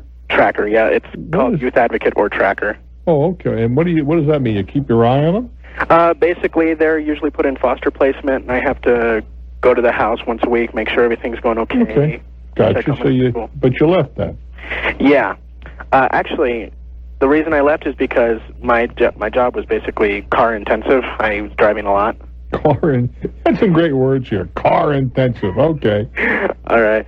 And I had wrecked my automobile, and I called and told my supervisor that I wasn't going to be able to be doing my hours, and she said that was fine, that she would take care of any hours that required me to be somewhere, and to just do all of my hours in the office and on the phone that I could do, because it was also a lot of paperwork and phone calls. I take it you didn't rent a car to get around it or anything? I did for about a week, and then my rental coverage ran out.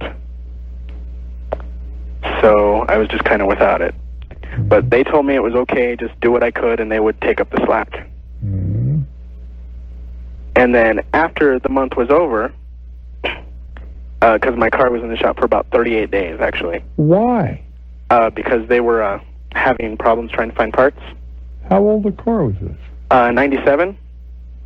Well, that's tough in a new car, I grant you that. But whose fault was this? Yours? Yes.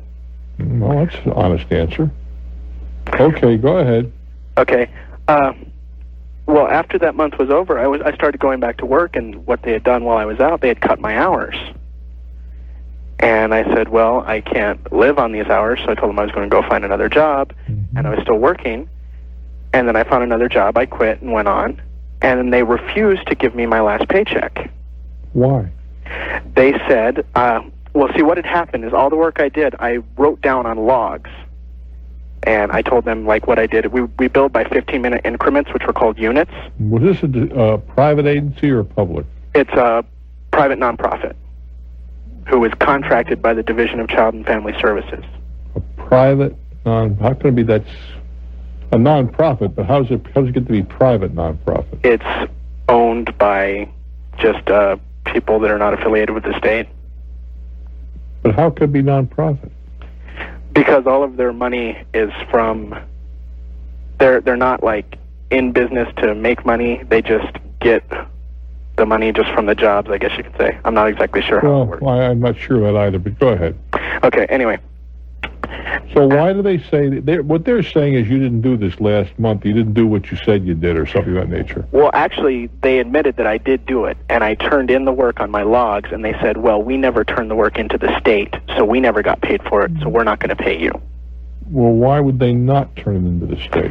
I don't know. they did not give me any explanation, and they said, well, you're not getting paid, and that's it, and that's the last I've heard from them, and they refused to talk to me anymore about it. Well, then what the next thing to do is you go to the wage and hour well, you're in Houston, right?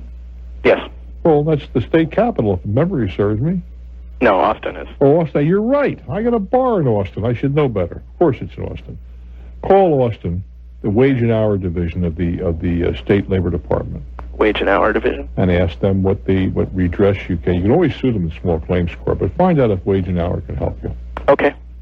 Because they're what a stupid thing to say, Houston's the state capital. That was dumb. Particularly because I've got a business in Austin, Texas.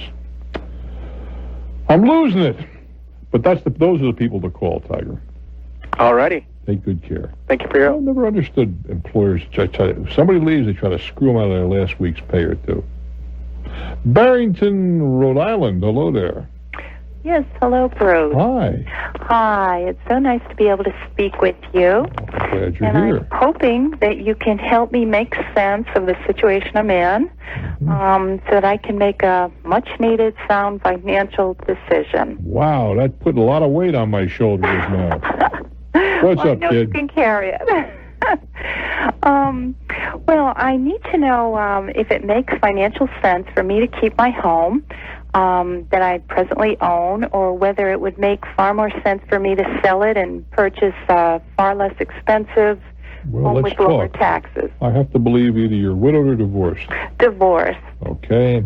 How old are you now? I'm 45. Kids home or on there? They're gone. I don't have any. Okay. Now let's talk about the house. Let's talk about you for. Let's put the house over here on the side of the table just for a moment. Okay. Let's talk about you. Are you employed? Yes, I am. How much do you earn? I earn between $52,000 and $55,000 a year. 50,000 plus. That's fine. What do you do? I teach. All right. Now, let's slip over to the house. Do you have any big debts except for the house? None. None. Fine. How much is the house worth right now? Worth as defined. What somebody would be willing to pay for it, not what you might like to get for it or what you paid for it or whatever. Sure. $280,000. And how much do you owe on it? I owe $173,000. So you got round numbers, $100,000 equity. Right. Right? Yes. Okay. Now, in your part of the world, what would it cost you to go out and to buy something that was certainly nice, good neighborhood, and all that good stuff, but not as big, perhaps not as elaborate, and I don't know what you're doing. How big a house is this? How many bedrooms and stuff? Well, it's the standard type house around here. It's a 4-bedroom, 2.5 bath, family room, living room. Can I ask a silly question? What does a gal all by herself need 4 bedrooms for? I mean, remembering this is a family show, the answer. Right. Teasing a little bit. You're supposed to pick up on that. What do you need 4 bedrooms for, Bubby? Well, how many guests do you have that you need 3 spare bedrooms? And how many times do you need 2.5 baths? Well, it's funny. It's like I don't need it, but I certainly use them all. I'm not going to ask you how you do, but in any event, in any case, now. What could you go out and buy? Either a condo, because you got all of the yard work and the rest of the stuff that goes along with this, right? Mm-hmm. What would it cost to go out and buy a decent, but not extravagant condo or smaller home in your part of the world? Okay. Now we're dealing in approximates here, clearly. Yes, right. I would say about $150,000. All right, let's take that number then. All right. Mm-hmm. But if you were to take the house you're in now and sell it, and take the $100,000 equity, you'd only have a mortgage of $50,000 instead of a mortgage of $170,000. Mm-hmm. Furthermore, your taxes would be less. Right. Your insurance would be less. Mm-hmm. The cost of maintaining the home would be significantly less. Mm-hmm. And you'd be free to go out there and carouse and do all those things that you're supposed to be doing at your age. Mm-hmm. Okay. And a whole lot less money going out. All right. That does... Okay, on one hand, that makes total sense to me. On the other hand, you like living where you're living. Well, I certainly do, and I would find another house in the same area. Mm-hmm. And that's what I was gauging that $150,000 on. It would be nothing to compare with this. Well, yeah, but I mean, look, it's great to live in a huge house if you can afford it. Mm-hmm. And I guess you can afford it if you really want to. But you got a $170,000 mortgage and a $50,000 income. That is stretching just a little bit. Mm-hmm. Would you not agree?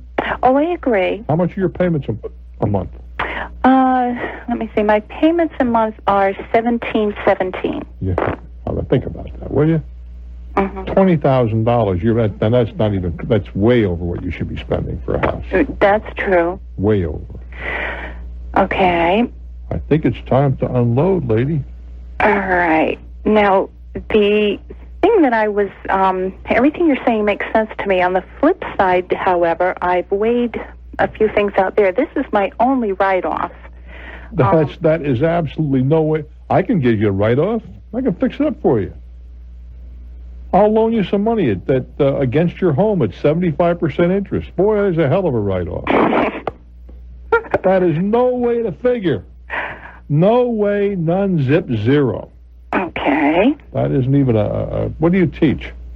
What do I teach? Yes. Well, presently I'm teaching foreign students English. All right, fine. Well, if you start talking in Swahili, that's not appropriate, is it? No. And that tax deduction is not appropriate. It's just totally inappropriate. Okay, except for the fact that I do have some investments. Yeah. And I don't know if I'm thinking right, but excuse me, every year at the end of the year I have to pay excuse me, I get I have to pay Uncle Sam and so forth. Yeah. And my investments and my output on the mortgage every year seem to offset each other. What does that mean?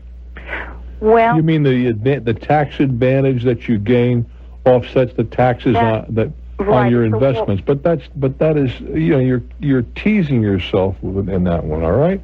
Because in order to get that quote deduction, you had to pay. What's your interest rate on your mortgage right now? 7%. All right, it's 7%. You were paying something on the order of $11,000 a year in interest. That's correct. Well, that's correct, but it's foolish. You could be paying $3,500 a year on the scenario that you and I discussed. Okay. And at that $3,500, a portion of that would be deductible, but you got $7,000 that you didn't kick away in interest. And don't tell me you got a $7,000 advantage, because I know that's not true. You're finding all kinds of reasons, because down deep in your classic little heart, you don't want to move. True, and that's why it took me this long to get to the point of calling you. But I think I'm at the point now where I've gotten beyond that. Well, I'm at the point where I got to let you go. Do what's right, kid. I'm Bruce Williams. We go now to Sandy, Utah. Hello there. Hello, Bruce. How are you? I am just fine, thank you. What's on your mind? Just want to say it's a pleasure to talk to you. I've been listening to you since the mid-'80s, and I truly value your opinion. Well, you're very, very generous. That's appreciated. What can we do you for? We own a 92 Volvo station wagon, and we just a Volvo, where are you? I know what you look like. Yeah, go ahead. I'm only teasing. It runs on granola, let me tell you. Okay. We have a long crack in the windshield, and it's time to replace it. And we called our insurance company, and they said they would replace it, but they will not replace it with Volvo glass. And the reason because of that is because our car is older than 2 years old. So they're willing to replace it, but with a less expensive windshield. What's the difference between Volvo glass and anybody else's glass, as long as it fits and it's safety glass and so forth? Well, that's a good question. Just talking to the dealership and things, they say it's a tougher, more durable windshield, and that the tinting and everything would match with the Volvo windshield and not with a cheaper replacement. I don't know that to be the case. I just don't know that to be the case. Okay. Whether it's required that you have a Volvo. I mean, I've never heard that one. Well, let me put it another way. I've had a few windshields replaced, with a Nixon whatevers, and I don't ever recall anybody trying to sell me anything but a windshield that fits. Now, maybe there is something special about a Volvo windshield. I don't know the answer to that. Okay. But I mean, in all the years that I've been driving automobiles, I've never had anything special done with regard to windshields, and I managed to survive very nicely. So that would not be any major concern to me. Not a big deal. Okay. Well, I was just thinking... How much is that car worth, by the way? You were just thinking what your rights are. Yeah. And maybe there... And, of course, I was going to say there's an alternative, but I don't know even explore that. But it would be go out and get a used one. Yeah, I didn't think of that. If you could find one that wasn't all scratched up and so on and so forth. Yeah. But is there? I'd have to be persuaded that there's that much difference, and I'm not. Okay. And I could be wrong. I could be dead wrong. I was just thinking, since it's a little more expensive to insure a car like that we were in. Well, there's another alternative here, too. You can say, do you know the differential between what they want to put in and this superior, in quotation marks? There's about a $250 difference. Is that right? Yeah. See, I'm very suspicious of that. Okay. If you were to go out and buy a Chevrolet at the dealers, one part at a time, you would likely pay something $75,000-$80,000 for a Chevy. Okay. You see the point that I'm making? Yeah, I do. The parts get marked up dramatically. And I've never had any problem with Lincolns, Cadillacs, Fords, Chevrolets, windshields, and I can't imagine it's necessary to put this extra stuff in there. If there is, I'm willing to listen to somebody who wants to explain it to me. Okay. I'm probably just being nitpicky because I started looking at all the windows on the car and they all say Volvo glass. Well, that's fine. I'm sure they're original. Yeah. But whether or not there's anything special in there is yet to be resolved. Right. I do wish you well, Guy. Thank you, Bruce. I could be mistaken in that matter, but I can tell you this. I've had a lot of cars, and I don't recall any special glass, other than the shatterproof and so on and so forth. The laminated glass. I'm Bruce Wiggins. We go to Las Vegas, Nevada. Hello there. Welcome to my world. Well, hello, Bruce from Las Vegas. Yes, sir. And you sure are kind of hard to get through to for a guy to whom nobody listens. Yeah, there you go. Nobody listens, but I always say it's a piece of cake. But I appreciate your perseverance. What can we do for you? Yeah. Well, I also want to greet a fellow aviator. Bruce, this year I finally achieved a lifelong goal, and I quit screwing around and got my pilot's license. Great. Early in the year. Got some nice flying weather out there. I understand the controllers out there can be a little unfriendly. I've heard that from several people. I've had very few of that experience. It depends on who you get and what shift. Well, what is Las Vegas? Class C or B? No, it's Class B. The whole valley is Class B. Is that right? And then we share it with Nellis Air Force Base over on the northeast corner. Mm-hmm. It's very complicated airspace. You've got one airport sitting out there right outside the Class B, one right outside the valley. It's in Class B. You got a Class D airport in the Class B airspace, and then Nellis Air Force Base. Well, if nothing else, you've had a good experience in learning to deal with controllers, because I found them to be very cordial on balance. Yeah, they're pretty good.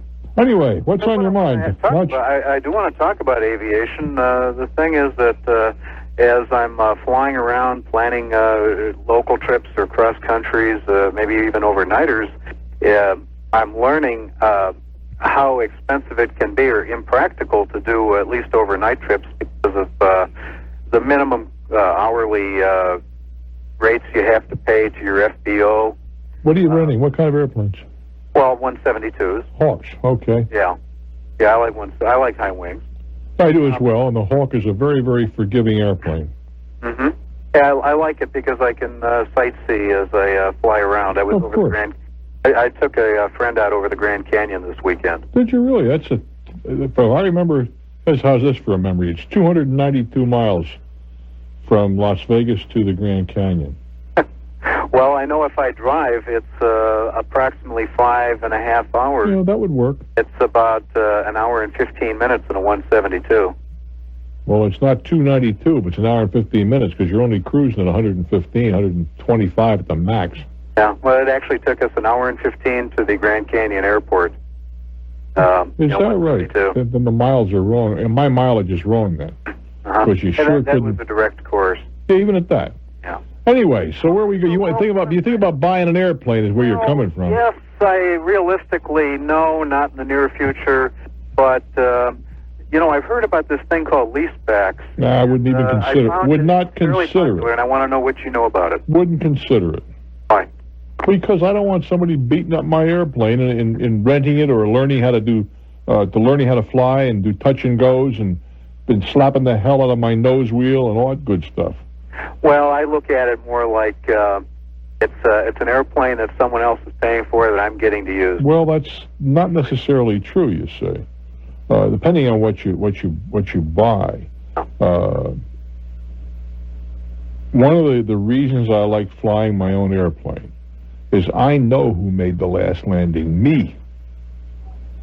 I don't know who made the last landing on a leaseback.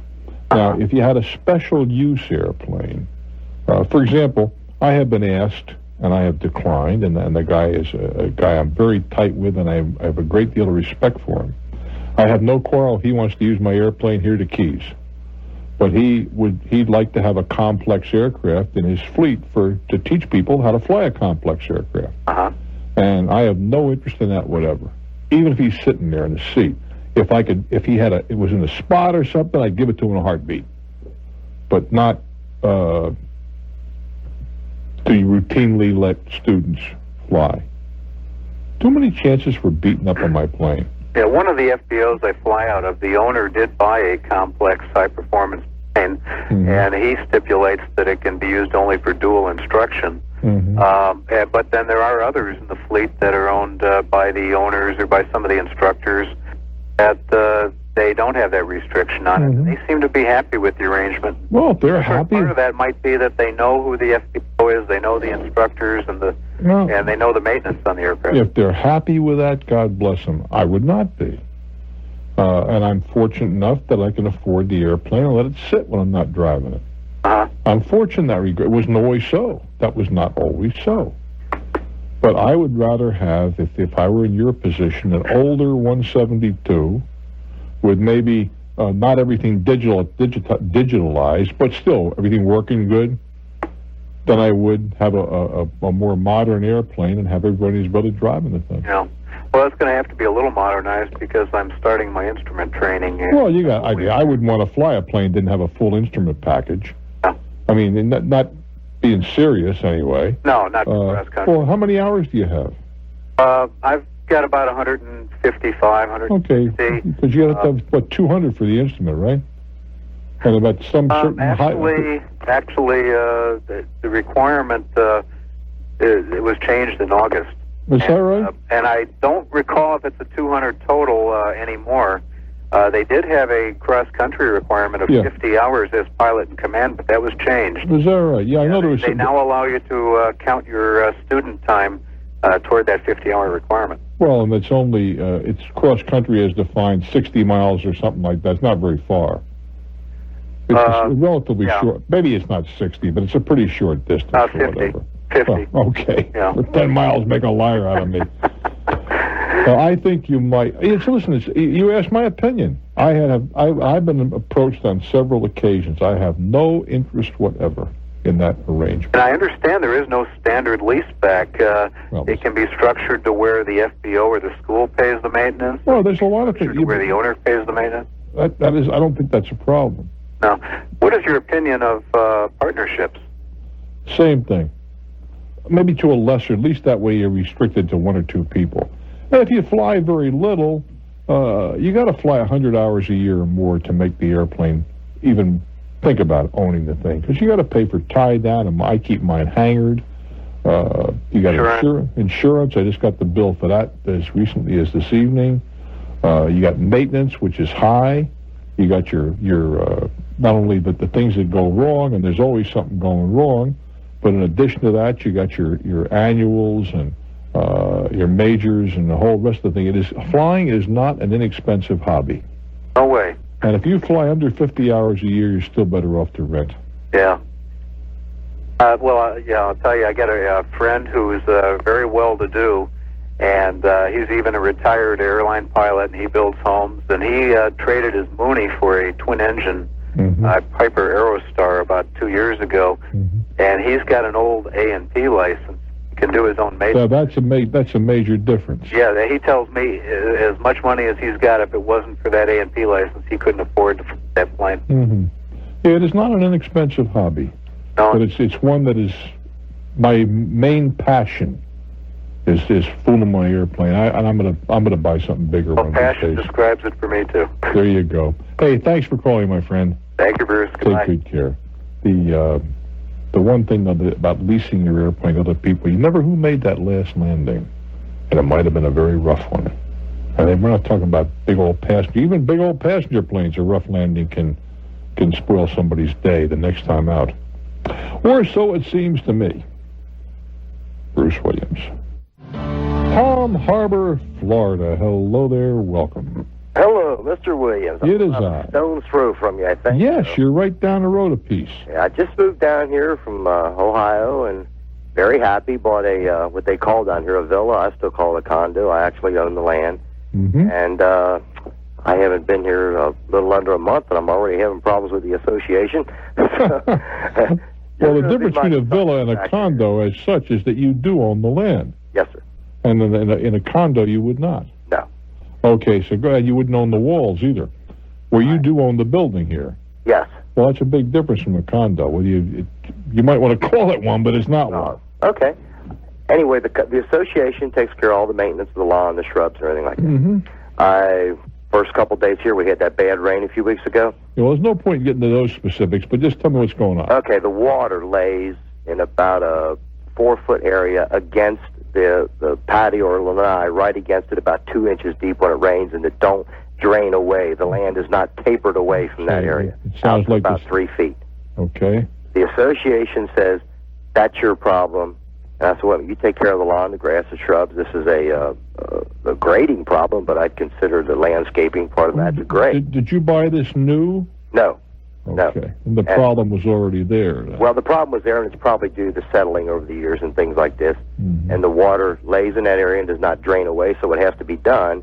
It has to be re-tapered back out.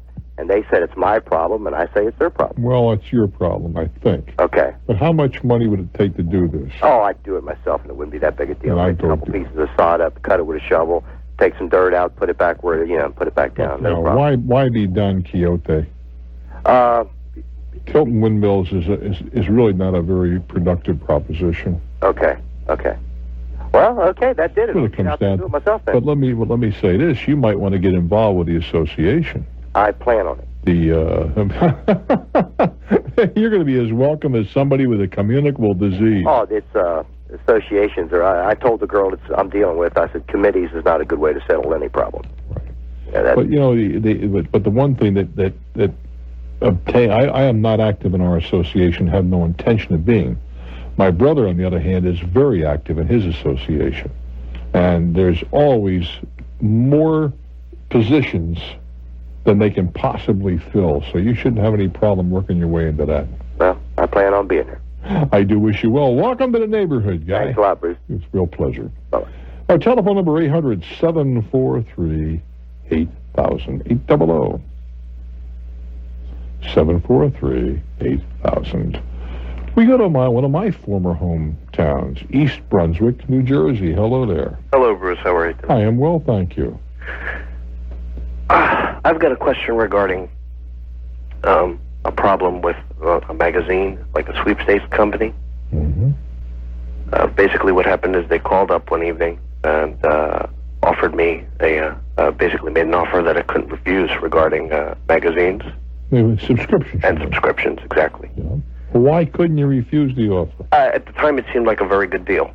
All right. I was supposed to get this, and by paying this, I would get 2 magazines, free, and plus because of another magazine that I chose, guess what? You get 2 more magazines for free. These guys are very good at what they do. And what do you got? About $100-some-odd magazine bill a year? 200? Yeah, basically what it comes down to is that they locked me down to about over the next, I think, a year. I have to pay in, rather than monthly or yearly, they want everything all at once over maybe a period of 8 months, $550. For how many magazines? Basically, all I was supposed to buy was one magazine for 2 years. And then, well, they kept upgrading it. Basically. They kept upgrading, and you accepted it. From what I recall, what they said was, you get 2 magazines free if you choose one that you pay for. I chose the one, and they said, by the way, guess what? Because you chose this magazine, we'll give you these 2 subscriptions for free also. And later on, I found out, $550, and they want it basically within the next few months. And when I called back, they says, well, what we can do is we can knock you down. Rather than having, a subscription for so many years, we'll give you one for just 1 year, and we want $150. I said, well, that still seems a lot for magazines, considering I was only buying one magazine and the rest I was supposed to get for free. Well, you ought to know better. There's nothing for free. Well, I realize that now. Well, the problem is that what they're telling me at this point is that they prepaid the company that they get the magazines from $150 for the subscriptions for all the magazines. And I don't know if that's true or not. That's important to the issue. If you agreed to spend, even though you didn't understand you were agreeing, I think you got a problem. You should be able to negotiate to some extent, but you got it down from 500 something to $1.50. Is that not true? Yes, but this isn't for the same. In other words, they wanted me to do it for basically 4 years. Right. And you keep using the word basically. They wanted you to do it, not basically. They wanted to do it for 4 years. Originally, they wanted me to do it for 4 years. Now they're going to reduce it to 1 year. Right. And it's slightly under the pro rata number. 150 would be 600 if it was pro rata out and you had 500 and change. Correct. If it were me, I'd say lick my wounds, paid $1.50, and learn about telephone solicitations is what happened here. Somebody called you on the phone and you went for it. Yeah. And there's really no way of getting out of it. I don't know of any, and they got a moral question here, too. Yeah. You did agree to buy that stuff. You're right. And whether you can say they misled me or whatever, well, I'm not 100% sure of that. You got to be listening very closely to what they have to say. But given all of that, if it were me, you got a magazine I assume that you liked, or you wouldn't have made that choice to begin with. I'd live with it, but I'd learn from it. I'm Bruce Williams from Westwood One. Well, hello there. Hey, I am delighted you popped by. I'm Bruce Williams. Welcome, my friends. Welcome to my world as we talk to you, with you, and about you and your life, your hopes, your ambitions, your dreams, all of the things that make you so incredibly special. Delighted you're here. The telephone number from anywhere in, on, or around North America, 800-743-8000, 800-743-8000. In the next hour, the first of the next hour, I want to tell you a story. I know all of you guys, like my friend Jim, are excellent spellers, you see. But I'll bet you'd spell Scrooge, S-C-R-O-O-G-E. Ebenezer? No, you spell it T-A-R-G-E-T, as in Target stores. Not 792 Target stores. If there's one near you, I'd like you to listen to the top of my next hour, and I'm going to give you a chance to say, were they right or are they wrong? We're going to find out. But I really think you're going to find this a little bit not hard to deal with, but, well, you make up your own mind at the top of the next hour, whether you spell Target, T-A-R-G-E-T, or do you spell it Scrooge. Oh, my goodness. I have two young men sitting here. I just pulled them off my roof. No, they're not second-story men. Would you believe they're two young guys started a new business decorating other people's homes? Now, you know, I gave up decorating except for one little thing. One of my houses, I do the door and a wreath, and that's it with spotlight. I can handle that. Well, this house can be a little different. They're putting white lights all over the place. Now, well, who the hell would go into the business of decorating houses? But apparently they're doing very well at it. I must tell you, they decorated my palm tree, as much as I've seen so far. I've done a super job with these little white lights. Two, I think it's great to be ambitious. And these guys are ambitious. One guy ordinarily does house cleaning, if I'm not mistaken. The other guy's a handyman. They're tough to find these days. Yeah, you want to have a house built, not to worry, they may screw you, but they'll build a house. But to find somebody who is willing to come out and put the steps on your house, I've told a lot of you guys, you get laid off, it may be the best thing in the world for you if you're handy. With a saw and a drill and a few other things, you can go out and do a ton of stuff. I have a good friend, and I only have 3 or 4 of those left because I'm serious now. I always said if you're lucky with 6 friends in a lifetime, and I've had 2 die in the last year or so. 6 you're doing real well. This guy is a friend, and he has a truck. I swear it's like your mother's purse. No matter what you ask for, he's got it in the truck. And he does very, very well at any kind of repair work you can mention, and some stuff you probably never thought about. In any case, if you happen to be in Central Florida, they're not selling franchises yet, so don't get nervous, but it's K&D Christmas. What an original name. K&D Christmas. And you can reach them in Tampa at 468-3418, 468-3418. And yes, I'm paying them by check. This is not a plug. End of story, but they're doing a very nice job. More important, it's nice to see a couple of young guys out hustling. It's refreshing in today's world.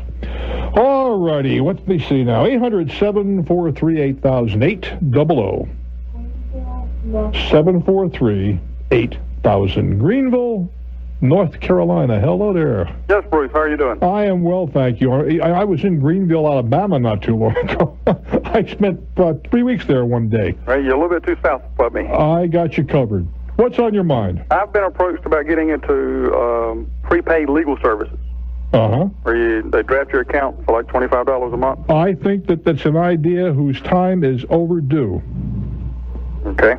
You basically answered my question. Now, I'm not, like anything else, I'm not saying that the one that you're talking about is the one that I would recommend to you. Oh, I understand. But the idea is analogous 30 years ago to health insurance. Yeah. One of the reasons people didn't go to the doctor, they were afraid to pay a bill they couldn't afford to. Well, there's a lot of people that don't go to an attorney for the very same reason, that they are intimidated and they're afraid it's going to cost them a ton.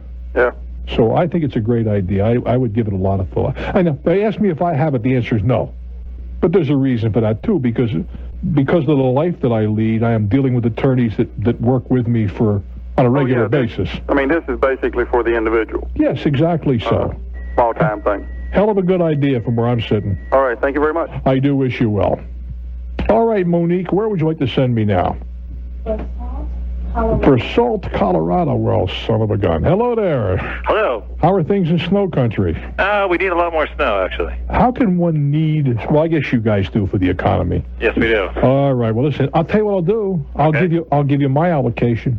Uh-huh. You can have all, you can get. You can have all of my snow. Okay, great. What's on your mind, kid? Well, actually, I'm moving from Basalt, Colorado to Florida. A minute ago he wanted snow. Now he's moving to Florida. Well, I want to come back and ski. All right, well, that's okay. I don't mind visiting snow. It's living in it that sort of gets to me. I think, I just made reservations today for one of my youngsters who's going to spend a week in Colorado, which is neat, but he lives in Florida. Anyway, where are you going to go in Florida, Tiger? Sarasota. Okay, a little south of me. No, it will. Yeah, it's a good business opportunity down there, so I'm moving down there. Mm-hmm. But my question is, I own a condo out here, and I can almost cover it with, if I rent it out, my monthly nut. Almost. Well, depending on how fast I can rent it out. Well, that, and if you get paid, and if you have 100% occupancy, all of those things are somewhat nebulous. True. But I was wondering whether it's worth for myself, being young and fairly financially secure, to try and rent it out and buy another place. Not in my opinion. No? No, sir. Being a long-range landlord at best is a tenuous enterprise. And if you told me, look, the thing is only worth, pick a number, and I paid double that number, and I'm really upside down, and up, and I can cover the mortgage, I'd say, well, I don't like